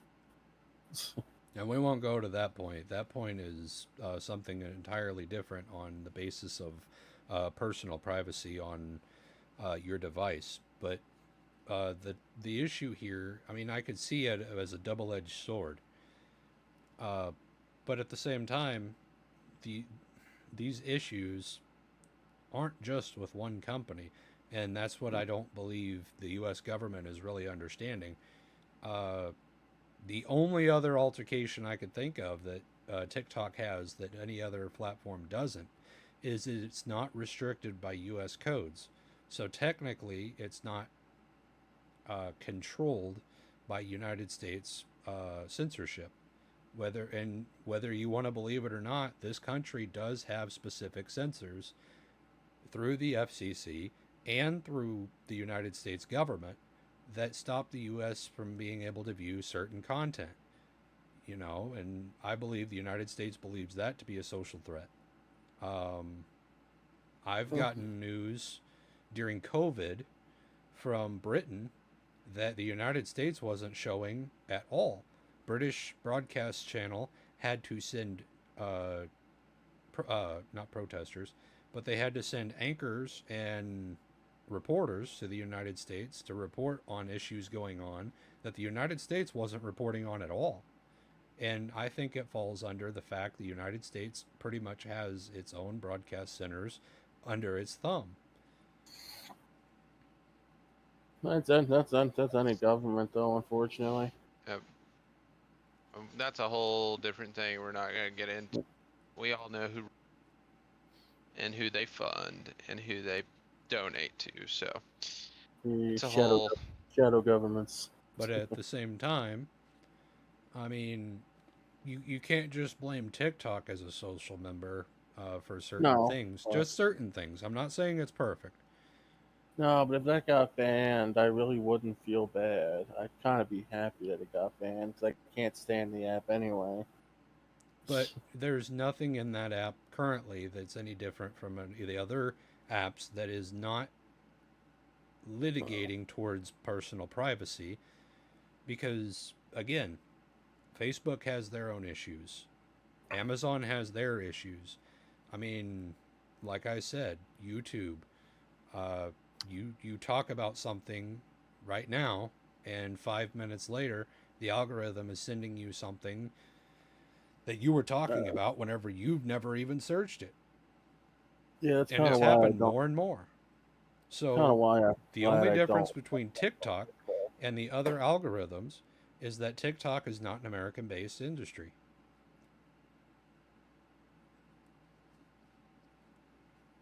And that's what I believe. I mean, I believe there's a lot more to it than just that. Because of what it was being used for. Well, what it was being used for and what it's being used for today are probably two different things. But the original census of the decision of the owner probably wasn't heinous. He wasn't attempting to entwine himself into the United States. Well, the creator of it, when he created the app, the problem with China is if you create, let's say any app you create in China, You have to give the Chinese government access to all data. And they use that data for things they shouldn't be using it for. I mean, I could probably go down a list of operations the United States has done the exact same thing on. I'm not saying whether or not it's right or wrong, but again, if the United States gets a warrant for something, then they could use different social media sites against different people for different things, you know. And wiretapping has definitely been a thing, especially in the late '60s, early '70s. Remember, President Nixon was a huge contributor to wiretapping. Well, yeah, wiretapping you don't even have to do anymore. So it's just, I mean, I understand, but I also don't. On the whole situation between TikTok and the United States, I believe it's free. I believe it's free commerce. I mean, it's also not the United. It's also just not the United States that has a problem with TikTok. Even Poland has a problem with TikTok. Germany has a problem with TikTok. The UK hates TikTok, and for different reasons. But at the end of the day, Poland hates it for the same reason. They don't want China having certain information. But at the end of the day, I mean, people post their everyday life on live, Facebook Live, Instagram, YouTube, Twitter. People post their entire family on apps like that. Which I think you shouldn't do, but you know. But China can most definitely get the information from those apps as well, just based on public knowledge. Hell, even AI, artificial intelligence, has been known to strip people's information. Hell, I'm sure there's one, like you were saying, Bryson, the U.S. I'm sure they've done them too, but it's more along the lines of like a 23andMe or something, you know what I mean? I feel like that. I don't know who, like, don't get me wrong, if any of y'all have done that, I'm not like shaming you for it or anything, but I think that is like one of the stupidest things you could do. Oh, like ancestry? Send your DNA into a database. Yeah. And again, I mean, is that unconstitutional? Because they're technically not getting the information from you. Well, technically you're getting what you want though. They're saying, "Hey, we know certain stuff about you. We just need your blood and blah blah blah and stuff like that." There lies the constitutionality of it, because you did not consent for them to Well, you did. That's what I'm saying. Like you're consenting to it because you want to know where your ancestry came from. But so that's how they get people with it. But say that they ship it off to American Red Cross or the United States government, or the U.S. government wants to investigate you for something. You did not consent to giving them your personal DNA. But you already did. See, that's the thing. You don't have to give it to them the second time they ask. They already have it. But it's still a constitutionality issue. Well, there's people on both sides. See, that's the other thing. You're gonna have to have a lawyer fight that out in court for you, though, because I guarantee you they will use that. Yeah, and I know they will. They have in the past. They will again in the future. I 100% understand that. But is it right? Is what I'm saying, because you gave it to. Well, no, it's not. It's not right. But it's like I said. You're making a transaction for something. You want information, so you're giving up your rights, basically. And people are okay with that. Some people, well, they're okay with it at the time. They don't really know what that entails. And it's like, until it gets to that point, they won't really know, hey, they're running everything they're running everything about me. It's like, yeah, because you just gave them everything and consented to it. It's the exact same thing with Google. Google has been caught numerous times downloading people's information and selling it to third parties. Where do you think your ads come from? Oh yeah, that happens all the time. You do anything, brother. That they sell your information immediately. But you didn't consent to it. Doctors' offices. Yeah. Well, see, here's the thing. This is how they get you. You ever seen you go on the websites, you can scroll all the way to the bottom and it says. Some websites will tell you can scroll all the way to the bottom and click "Don't sell my information," and it's like a standard operation that like it only happens in like California where nobody's information in California gets used.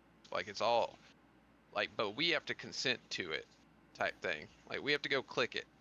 Like there's a checkbox that we have to click, but in California they don't have to click it. Yeah. It's a weird thing. But at the end of the day, it's just like that, selling your private information online. Well, I mean, even again, Google, every time you tap a key, Google follows that key that you just tapped. I mean, every web search, every history download, everything.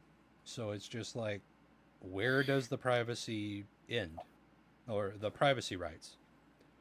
We don't have any. So, exactly. Because that's where this comes back to. They're trying to make it to where we don't have any. That's the key. But they want to make you feel like you still have rights, but they're always doing stuff in the shadows to make it to where you don't. Because whether it be Google selling your info, MetaQuest downloading all of your VR content, Facebook taking your industry and posting things on their ad brief, whatever the heck that is. And then, I mean, TikTok downloading your info. I mean, they're all the exact same. So there's really no difference other than the fact China owns, or not even China, a Chinese man owns TikTok. Yeah. So, I mean... And I remember when Greg Abbott signed in a law that said all the spam calls that we're getting are against the law. Yep. And you still are getting them to this very day. It's because they don't care. Yeah, exactly. But and they don't enforce it. Companies like your distributor, I guarantee, AT&T, T-Mobile, Sprint, Verizon, whatever, I guarantee they sell data to other industries, and those industries collect phone call numbers. And if you answer the very first phone call on that number and it's a hack or a scam or whatever else, that entails them to be able to call you again. You ever notice that there are people with ad blockers or scam call prevention measures that don't ever get phone calls? It's because they let their phone go to voicemail.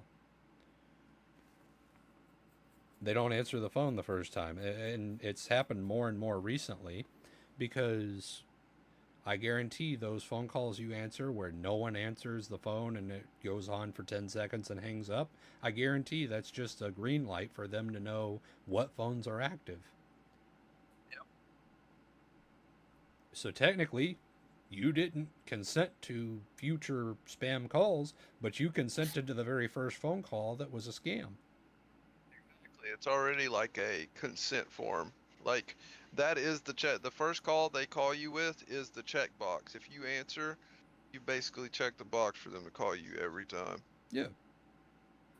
And I 100% agree with that. Well, they've also figured out how to use people's phone numbers. Like, they can hide your phone number as someone else's. Yeah. Oh yeah, that's another thing and then they figured out to where they can put a bunch of people in a group text. And if you go through the group text numbers, like the people that you're in the group text with, if you notice, like, for example, it'd be like I'm not trying to blast anybody's number here, but like say it's like a 682 number, you know? Yeah. Well, the next number down could be 683. The next number 684. Yep. The next number 685. And it's like they just go number by number by number. And they send out a mass message. Yeah. And put all these people in a group chat, and it's like when you answer that group chat, it's, you know, that's where it starts. It's you like give the consent to thing. that message. Yeah. Yeah. Well, I mean, I've also had them call me with my own phone number. Yeah, and that's possible too. Getting your own area code. No, not even just area code. My actual phone number calling me. Well, yeah, I know, but that's what I'm saying. If you see your own area code, you're more inclined to answer it. 'Cause, like, not many scammers used to get your area code number. You know what I mean? It's like, hey, maybe I actually know this number, and then you answer it, and it's like, hello, we like to sell you. You know, it's like No, I've this gotten, is. I've You're gotten, definitely not from here. no, but I've gotten them to hang up the phone really quickly for some of the things I'll tell them. Because I Oh have yeah. answered the phone, because obviously with security I have to answer my phone. I can't let my phone go to voicemail. Yeah, for with what certain instances, I understand that, but it comes down to the point that you consented to that conversation. Yeah, until I tell them, sir, you called an abortion clinic, and then they But hang up the at the phone. same time, it doesn't matter what they called, because at that point they got you to answer your phone, so therefore they have your consent to talk to you. Well, there are companies out there that are actually helping people with that. Yeah, there have been companies since the early 2010s uh, making arrangements to assist people that want to even create Well, they've been lawsuits. credited with that. They've been credited with it. It's like half the time I don't even know. I think they just do it for a certain period of time. It's like a Well, I know there's one company I've been using. I'm not gonna say what they are, 'cause just because I'm not sponsored by them, and I don't want to get any possible shit. But I have a company that I've been with for like 2 years now that's been helping me with that stuff, and they've gotten my name off of so many call lists. They've found people trying to get information they shouldn't be trying to get. You know, it works as long, and if you pay them a year. I think it's like $120, but you get it for like a year or two. You get the coverage for it. But even then, that insurance still only covers phone calls. So you're paying Oh, $120 a oh, year. it's not just phone calls. It's everything your name is associated with. Anything your social is associated with. Anything your name or anything you is associated, they help you with it. It's not just the phone calls. It's everything that you get associated with, and they send you information, and you can verify if that was actually you or not. And they do it all the time. That's fair. Yeah, it's not even just phone calls anymore because of how bad it's gotten. Like, yeah, it's bad. It's gotten bad. But I mean, going back to the original statement, there's nothing stopping uh, any other social media platform from collecting your data and selling it and distributing it to other companies. So I don't understand why TikTok is any different based on that Well, argument alone. kind of use it as a message of what's to come in the future. Because the United States has no control over what a Chinese man does. yeah, but they do have a control over what the American people have access to do, and like if it's deemed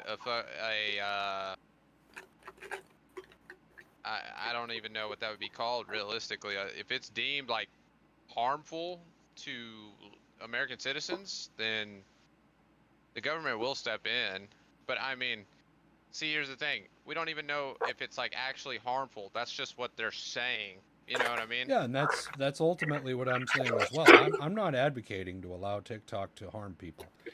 Well, But what I am saying is that TikTok that harms people. the United States does not have the authority to tell you where you can get your press. Well, and social media platforms are the current press platform. Yeah, well, that's what I'm trying to say, though, Bryson. They're hiding it behind the fact, like, that's not the issue. The issue is, like, it's putting us in danger. Like, for example, there was I forget what level of security clearance he had, but I believe he was like a E5, E6, something like that. And his daughter had TikTok downloaded on their computer. Well, he has a bunch of stuff on that computer as well. So he was deemed like unfit for the job and got fired because that, like, I mean, like we were saying, they have access to pretty much everything. Like all devices on that are connected with you. If you've consented to the terms of service, you basically don't have a device they don't have. Yeah, and I get that. Especially And being in the that's military. the whole, yeah. And that's, I mean, that was the biggest, a lot of our military have it. And I mean, I'm not knocking them for, but I mean, you know what I mean? Yeah, no, I'm That's not. kind of I'm the not biggest, advocating for the Army to get in trouble for it either. But what I'm saying is, I mean, at the end of the day, the Army has an entirely different set of rules from the general public. yeah.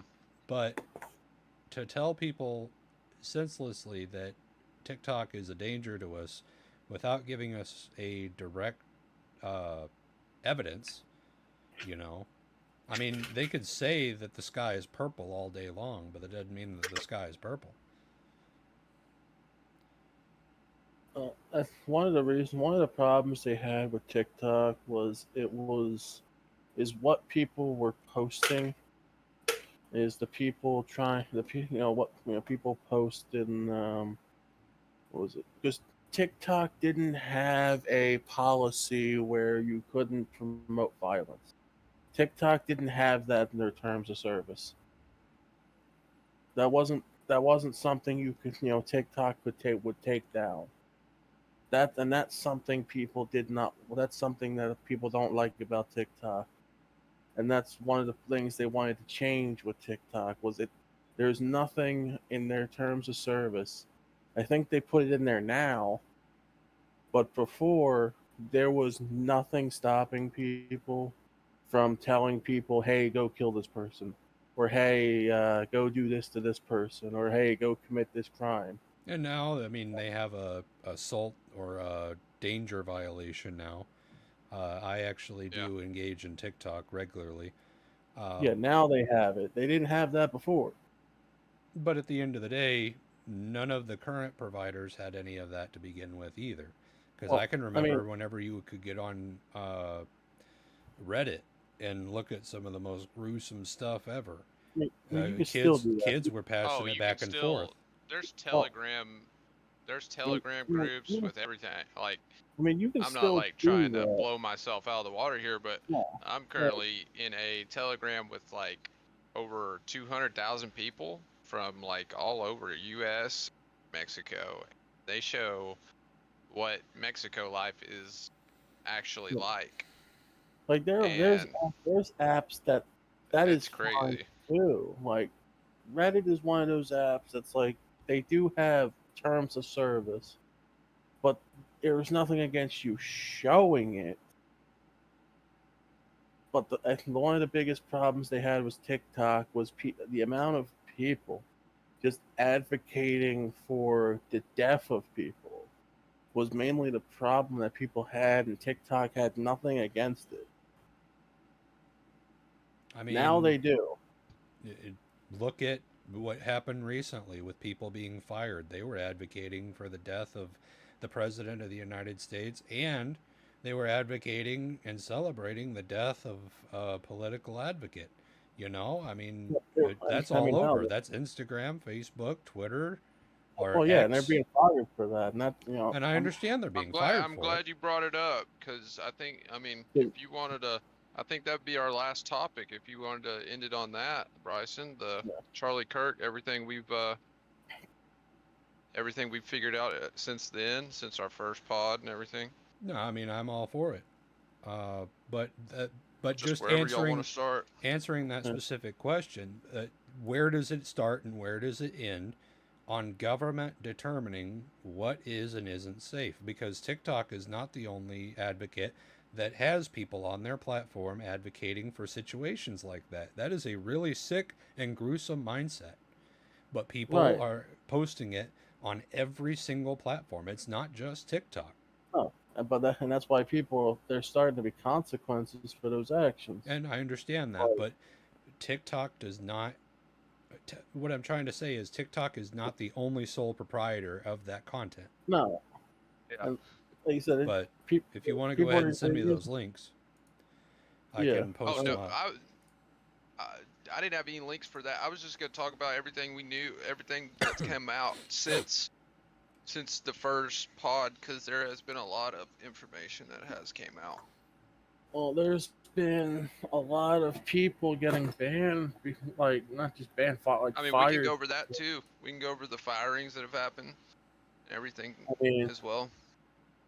Because I mean, that deserves getting looked at too. I mean, those people, they wanted to be funny and cute and everything. Well, let's give them their headline.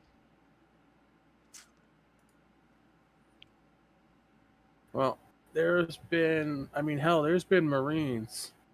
Like, there's been a Marine fired. There's been, there's been Army colonels being fired.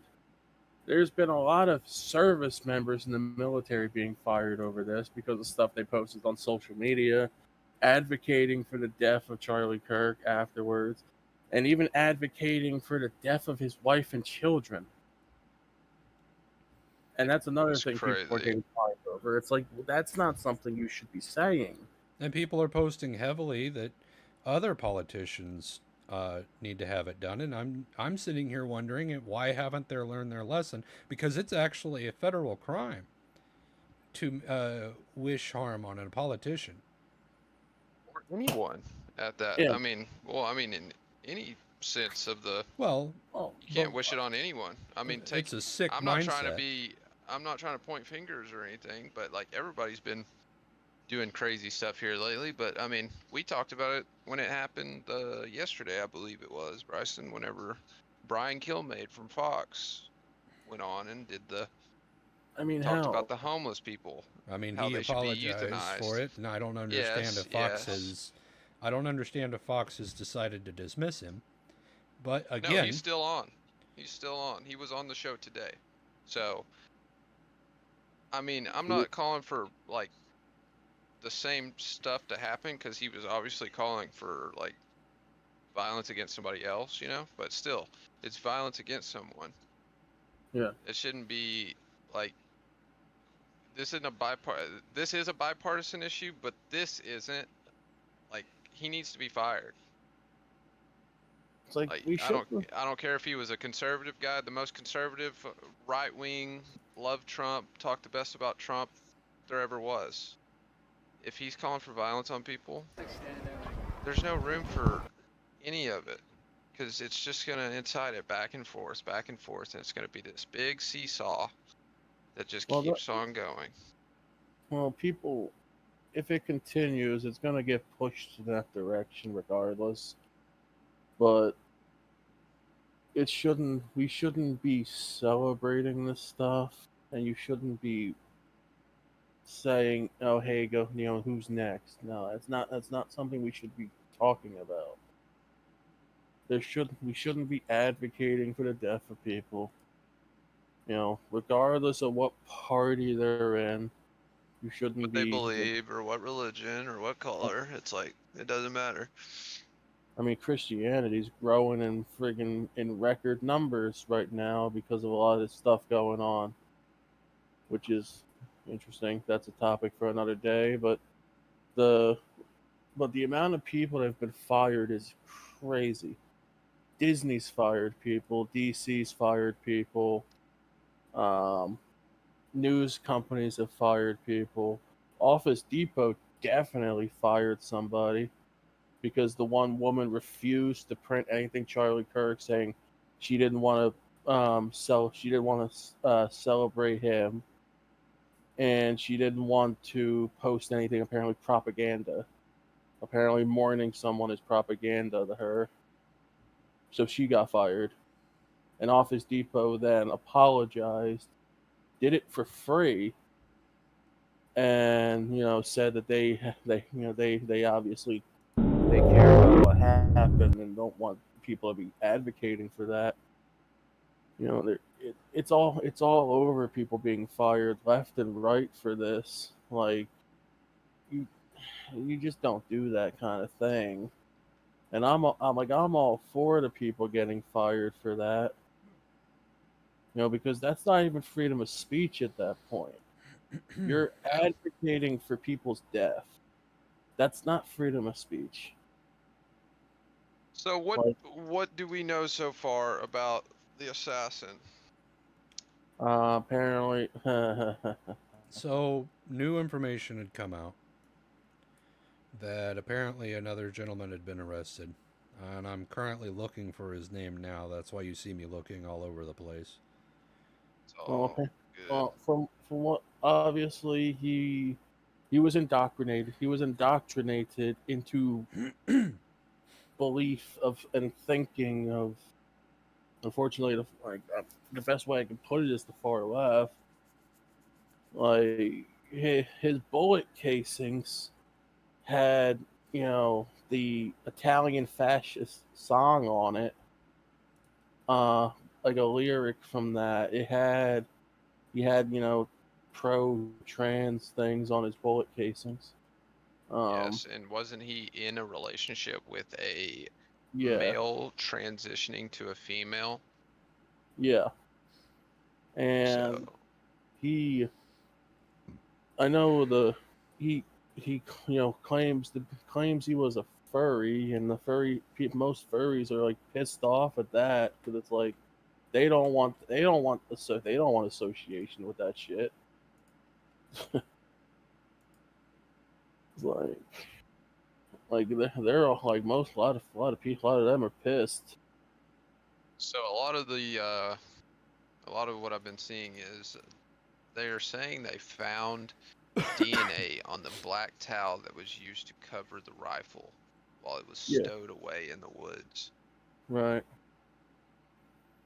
I also saw, I mean, I know this was unconfirmed. I can't remember like who said it. I can't remember. And I don't really know if Fox ran with it either. But somebody said that he took the gun apart. Did y'all hear that too? Yeah, but I heard about that, but it's like I don't think he took the gun apart. Yeah, because we broke down the time, and yeah, it gave it like by the second. but also, even when he ran off of that roof, because there's video of him doing it, he could have had the gun held to his side. The gun was black. You wouldn't have seen it because if he's wearing That all is a 15-foot drop. If he is holding that gun on, if it's like strapped to his leg, I think Bryson did the research last night on this. If you fall from a distance of that, or not fall, but jump or like drop like he did, I mean, there's a good chance that extra weight could break an ankle or. Oh, it could. Well, see, we actually did engage with the assistance of Google and artificial intelligence to figure out exactly when the shot rang out, how far he ran, how long it was after he took the shot, and whenever he jumped, and how far off he ran into the distance before just throwing the gun out.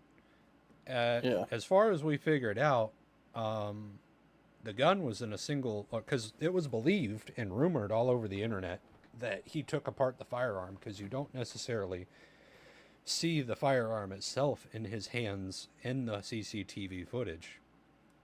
So what it came down to was between ourselves, Google, and AI, it came down to the point that we've configured the fact that he may have wrapped the gun up, jumped from the top of the building, and then took off down the street, discarding the firearm.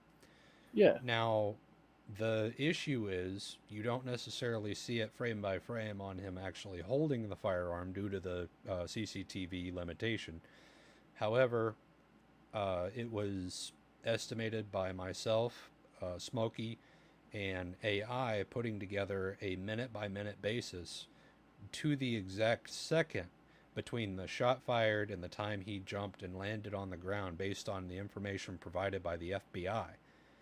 It came down to the point that after he took that shot, he took off running. And he did not have any time to disassemble the weapon. The weapon was not Actually, I have easily. the time right here, Bryson. It is. He took the shot was at 12:20:05, so 12:20 and 5 seconds in the day in Mountain Time. 12:20:15, he is seen running from the camera angle from behind Charlie Kirk inside that building. When you see the guy running from right to left in that video, Yep. that is determined to be at 12:20:15 seconds. Okay, he is jumping off the roof or dropping off the roof at 12:20:25 seconds. So all this is done within a 20-second time frame. And nobody could disassemble a weapon that is a single pieced weapon with the necessary tools to throw it apart and jump off a building with the tools still in hand, with the gun,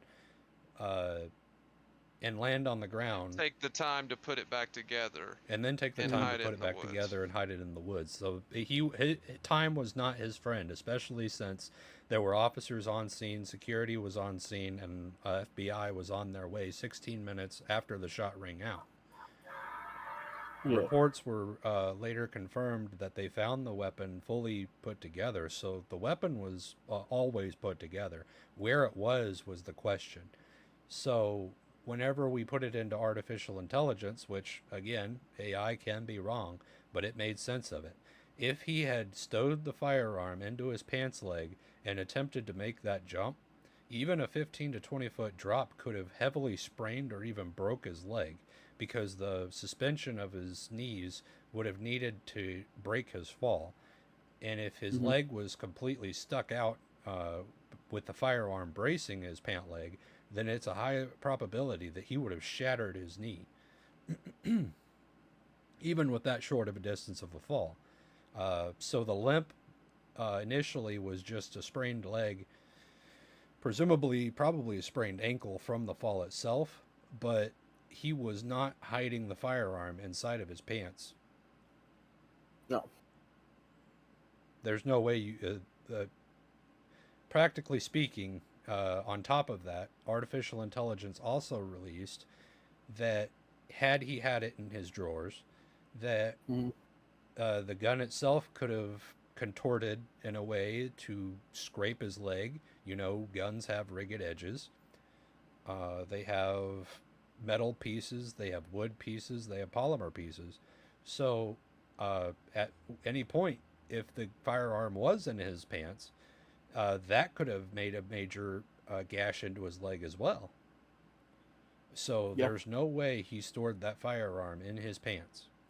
And even AI even went a step further, even though we didn't ask, and stated that if the firearm was disassembled and he placed it into his pants or even a bag, that gives the probability of slippage, meaning that had he happened to lose control of the rifle at any time, or the component that happened to slip away, that means that part of the rifle would have never been found, because it would either still be on the roof, for one, but for two, then it could have fallen off somewhere along the way on his escape. So it's just completely improbable that the shooter took the firearm apart, because it was not only was it his own safety, which I doubt he was worried about, because he went to an event intending to cause chaos.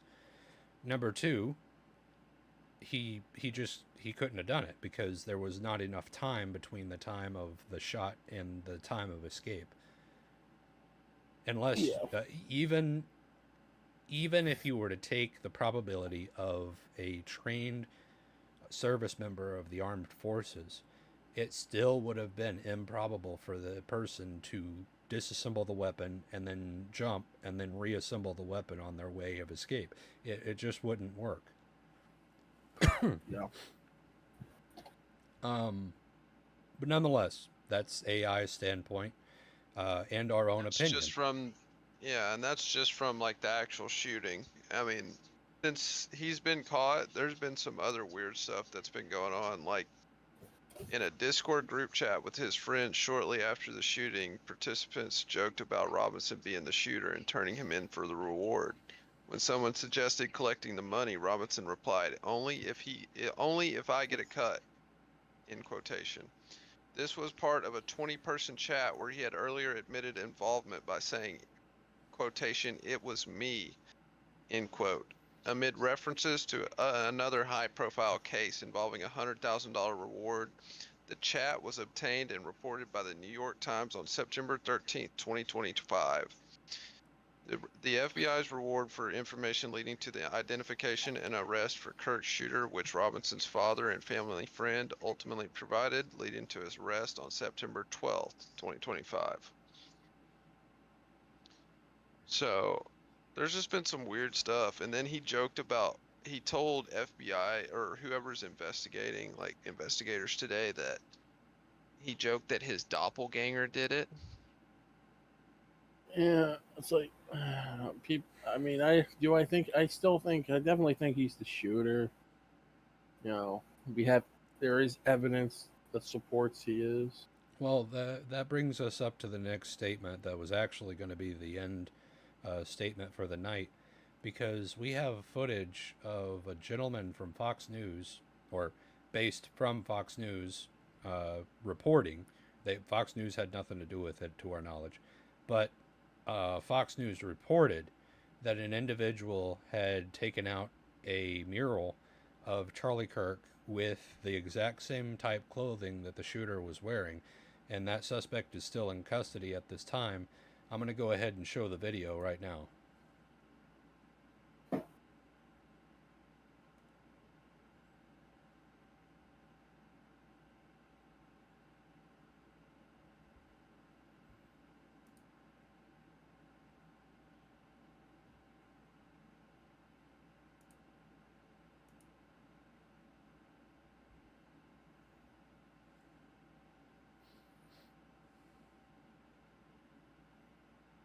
And then see law enforcement takes him away. Yeah. And the reason why Fox News is reporting this is because police found him in Arizona. But the issue is that he is wearing what appears to be the same shirt that the shooter wore. Well, the thing about that shirt is there's a lot of there's people that are smaller on the news programs that have talked about this. Nothing mainstream has.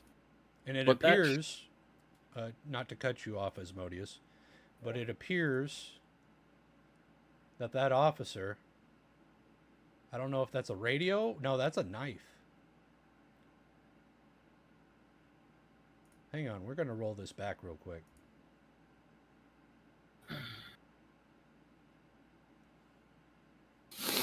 Does this officer search him and find the blade?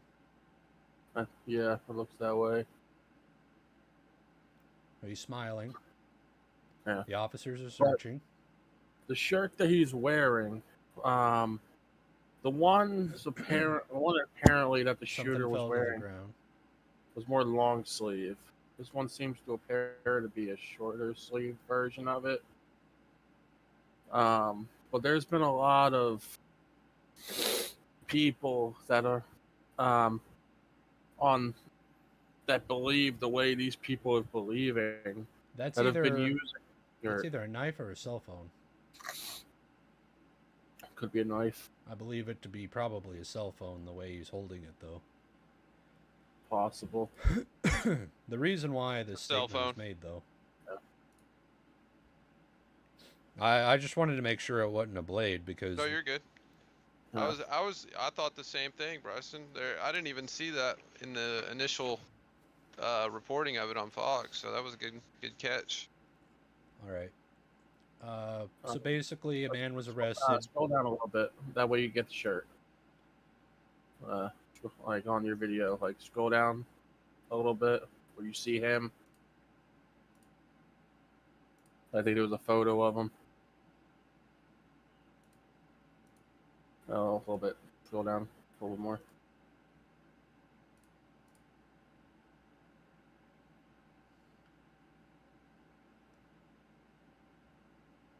Oh, there you go. That's good enough.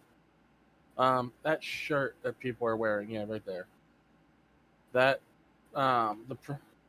there's been a lot of people that have been yelling on the Vietnam veteran T-shirt featuring the Yeah. text "Vietnam veteran" in white lettering with a faded, distressed design. This shirt was visible on Robinson and security footage from the September 10th shooting. Okay, sorry, didn't mean to cut you off, Asmos. Yeah. I thought There's the get the name of the problem. shirt. Yeah, the problem is a lot of these guys have been taking that shirt, trying to make people think that it's the right doing this. Like they're intentionally using that shirt to make people on the right think it's their own people. There's been a lot of people wearing that shirt on the left when they commit these issues. That goes back into psyops. That's what that says to me, is psyops. It doesn't matter what party it is. It doesn't matter what side. That is a psyops operation where people are outright going out. And it doesn't matter who's doing it. Democrats could do it. Republicans could do it. Citizens can do it. Governments can do it. And it's just a psyops. They're trying to confuse you. All of them. Well, yeah, even somebody as basic as this guy right here. He could have no litigation or connection to absolutely anybody. He just wanted 15 seconds of fame.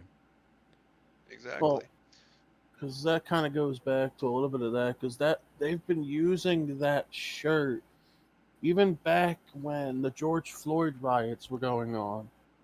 There were people that were like the Antifa people wearing that shirt. It's okay. Trump just designated, or he's going to designate Antifa as a domestic terror. Yeah, the terrorist. Domestic terrorist, I believe, right? Yeah. Yeah. So we're gonna see a lot. They were wearing coming to an end. Which is a shame because a lot of people used to wear that shirt, but now that shirt is being associated with this shit. But see, they're confused right now because they're trying to figure out in the regard of who is the one making all this happen. Well, let's see. Trump said his name earlier of who they think it is. I didn't see Trump's statement. We can pull it up. If you want to send me a link, we can. But at the end of the day, the argument is that we don't really have enough evidence. They could be a lot closer than we anticipate. Like the people that is causing this. Yeah. Like they could be a lot closer than we anticipate, and I'm not even talking about like they could be in our government, but it's not that. I don't think it could be just some right or left wing nut. It could be government. It could be international. It could even be intergalactical for all we know. I'm not going to speculate anything specifically without evidence. It hasn't been this way in a long time though, like left versus right, like it is becoming to like it used to be like that, you know what I mean? There was political violence in the 60s and the 50s, all that segregation was terrible then. It was terrible then, but it's like we kind of strayed away from it, and like we've gotten aware. I mean, don't get me wrong, everybody's still right. Everybody knows politicians are politicians, and a liar, so it's like you probably know a politician if you know a liar, so. Or somebody that can be a politician. Exactly. So it's like You want to send it to me? I can't find the video. Well, even if it's just text. That way I can put it on the screen.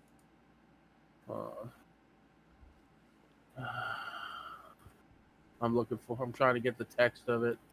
Well, just send me the link. I just found out what the guy's name was. I'm looking for it. There we go. Is this it? One more thing, Bryson, we could go over after he gets you that link.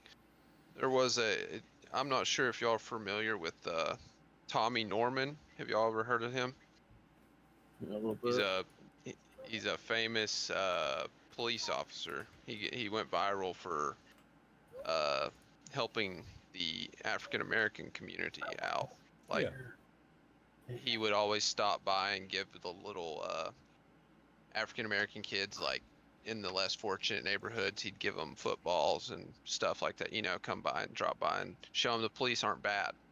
Yeah. Okay, well, just a day ago, he just got arrested for domestic violence on his wife. Which I think Bless you. is a little weird. I think it's a little weird. Well, I have him pulled up here. I don't have a legitimate source, but TMZ as well. I mean, I know I'm it's not TMZ, using obviously. TMZ is under But- too much scrutiny right now. Oh yeah, true. Let me get you one from. And they lied There's one about it. from Arkansas. There's one from like his home state. So Like, they straight out lied about it. So, oh yeah, I got you. I kind of forgot about. And then they celebrated his death too. So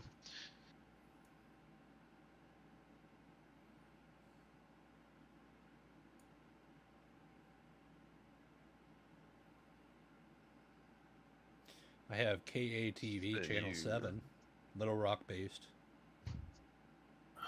But So, yeah, that I might don't- be it. I don't know if you can find it because I'm looking and I'm having an issue finding it, but I know what I'm looking for. But Just a second. What was it, Asmodeus? the name of the guy you're looking for is George Soros. Is apparently the guy that's funding a lot of this stuff that's going on. So, George Soros has been accused of multiple things. Well, He has, Yeah. but there's people now that might be proof of it now. So, are we And talking? Trump was talking about it. So Donald I'm Trump looking- himself was talking about it. Yes, he was talking about it recently with the whole Antifa things and calling him a terrorist. He brought up George Soros because he was actually behind sending the gas masks to the LA riots that were happening recently. Are you talking about 2 Yeah. days ago? There was that. I think that was the one Trump was talking about. Yeah, when he was talking about making Antifa the terrorist group now. But the reason people are saying he probably brought up George Soros is he was the one that admitted to bringing the gas masks in for LA during the riots that were going on out there for No Kings. So, and that, Now, you understand that slander goes a long way. So if we do Yes, not I- have legitimate statement from a legitimate source, he made the statement and deleted it. so Donald Trump himself made the statement. No, George Soros made the statement during LA that he was behind funding them and then deleted it. He made that statement, then deleted it. I'm trying to find that stuff right now. But Trump was talking about George Soros and the Antifa stuff the other day. And I'm looking for that video.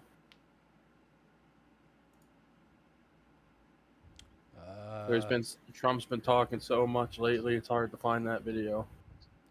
I'm not personally finding it. Yeah, because he said it, or it was either the other day or today. But he did something today. Someone was asking him the questions, and he was answering the questions. So I'm looking for that question. Are you talking about the RICO Act? Yeah, you mentioned it during the RICO Act one.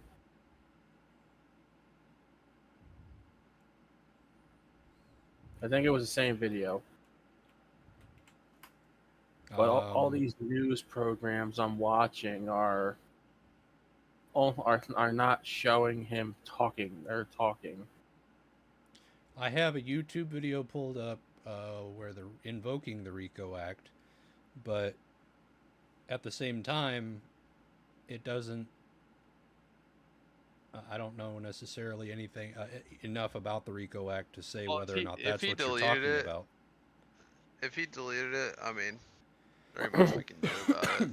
But unless I have visible confidential evidence, or not even confidential, but public evidence, I'm not going to stipulate whether yes or no, because without evidence, we can get into trouble.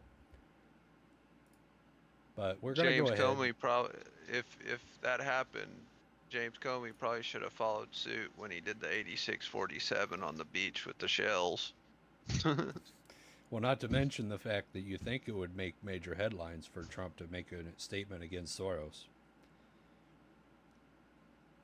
That would probably make major headlines, because Soros is one of the richest men in the world.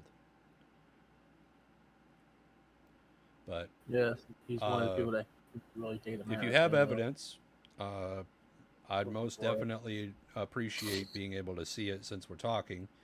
But at the same time, I'm going to go ahead and continue over to what I got you. Smokey was saying. I got a letter from KATV. Bryson, hold on that.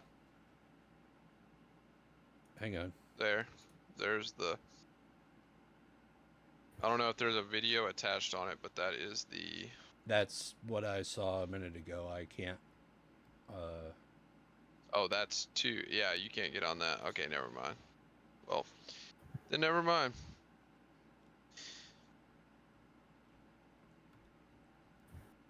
Can't use that one. The Independent is. Yeah. But anyway. Well, the Arkansas Democrat, that's definitely one that's viable. Or whichever one did you say at Channel 7? Isn't that what it was for you? Well, I'm looking at KATV Cat Channel 7 for the person that you said, Tommy Norman. Yeah, there we go. We're going to go ahead and go to that. And this will be our ending topic. Sounds good.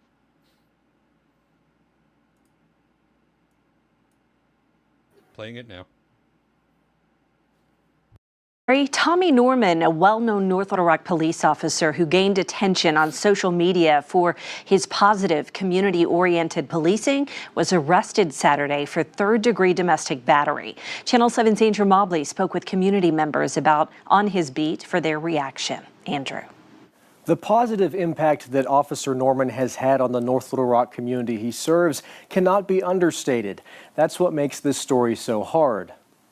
Norman has become famous for going above and beyond as a police officer through his efforts to serve and build relationships with those on his route. He has millions of followers on social media and even received a Lifetime Achievement Award from former President Biden. But for Deborah McPeace, Norman's greatest achievement was serving as a role model for her daughter. Her life has turned out wonderful because of what he's doing and what he done. She's going to school now to be a nurse practitioner. According to a report from Norman's arrest on Saturday, his wife told police that Norman struck her on the right side of her chest with the back of his hand. In his report, the arresting officer said he saw what appeared to be a slight injury to her chest. Norman told the officer he and his wife were in a heated argument, and when she was slapping at him, he tried to block and caused the injury. North Little Rock citizens along Norman's route and familiar with his community work expressed disbelief at his arrest. I just can't fathom that being him, you know. He's just not that character. On his jail booking documents, Norman indicated that he was considering suicide, and he was placed on suicide watch. He was released from the Pulaski County Jail this morning on a $350 bond. Still, pretty much everyone Channel 7 spoke with made it clear they believe that if anyone deserves grace, it's Norman, and they want NLRPD to keep him on the force. They all love him. We all love him.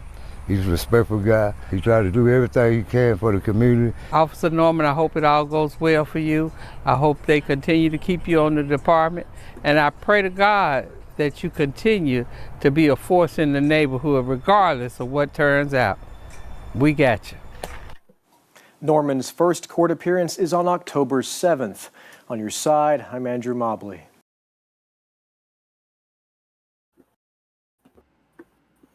You know what that rings out to me? What's up? Arrested for self-defense. It just doesn't seem. I don't know. It just doesn't seem. He's just such a. I mean, you never know, though. You know what I mean? Well, that's what I'm saying. You never know people, but I mean, for him, like to like get all those achievements, he was doing it forever for like with no following too. That was the thing, and it like kind of took off during like COVID and like right after COVID, and I don't know. It's kind of weird. But it states specifically that she was taking swings at him and he pushed her. That rings to me self-defense.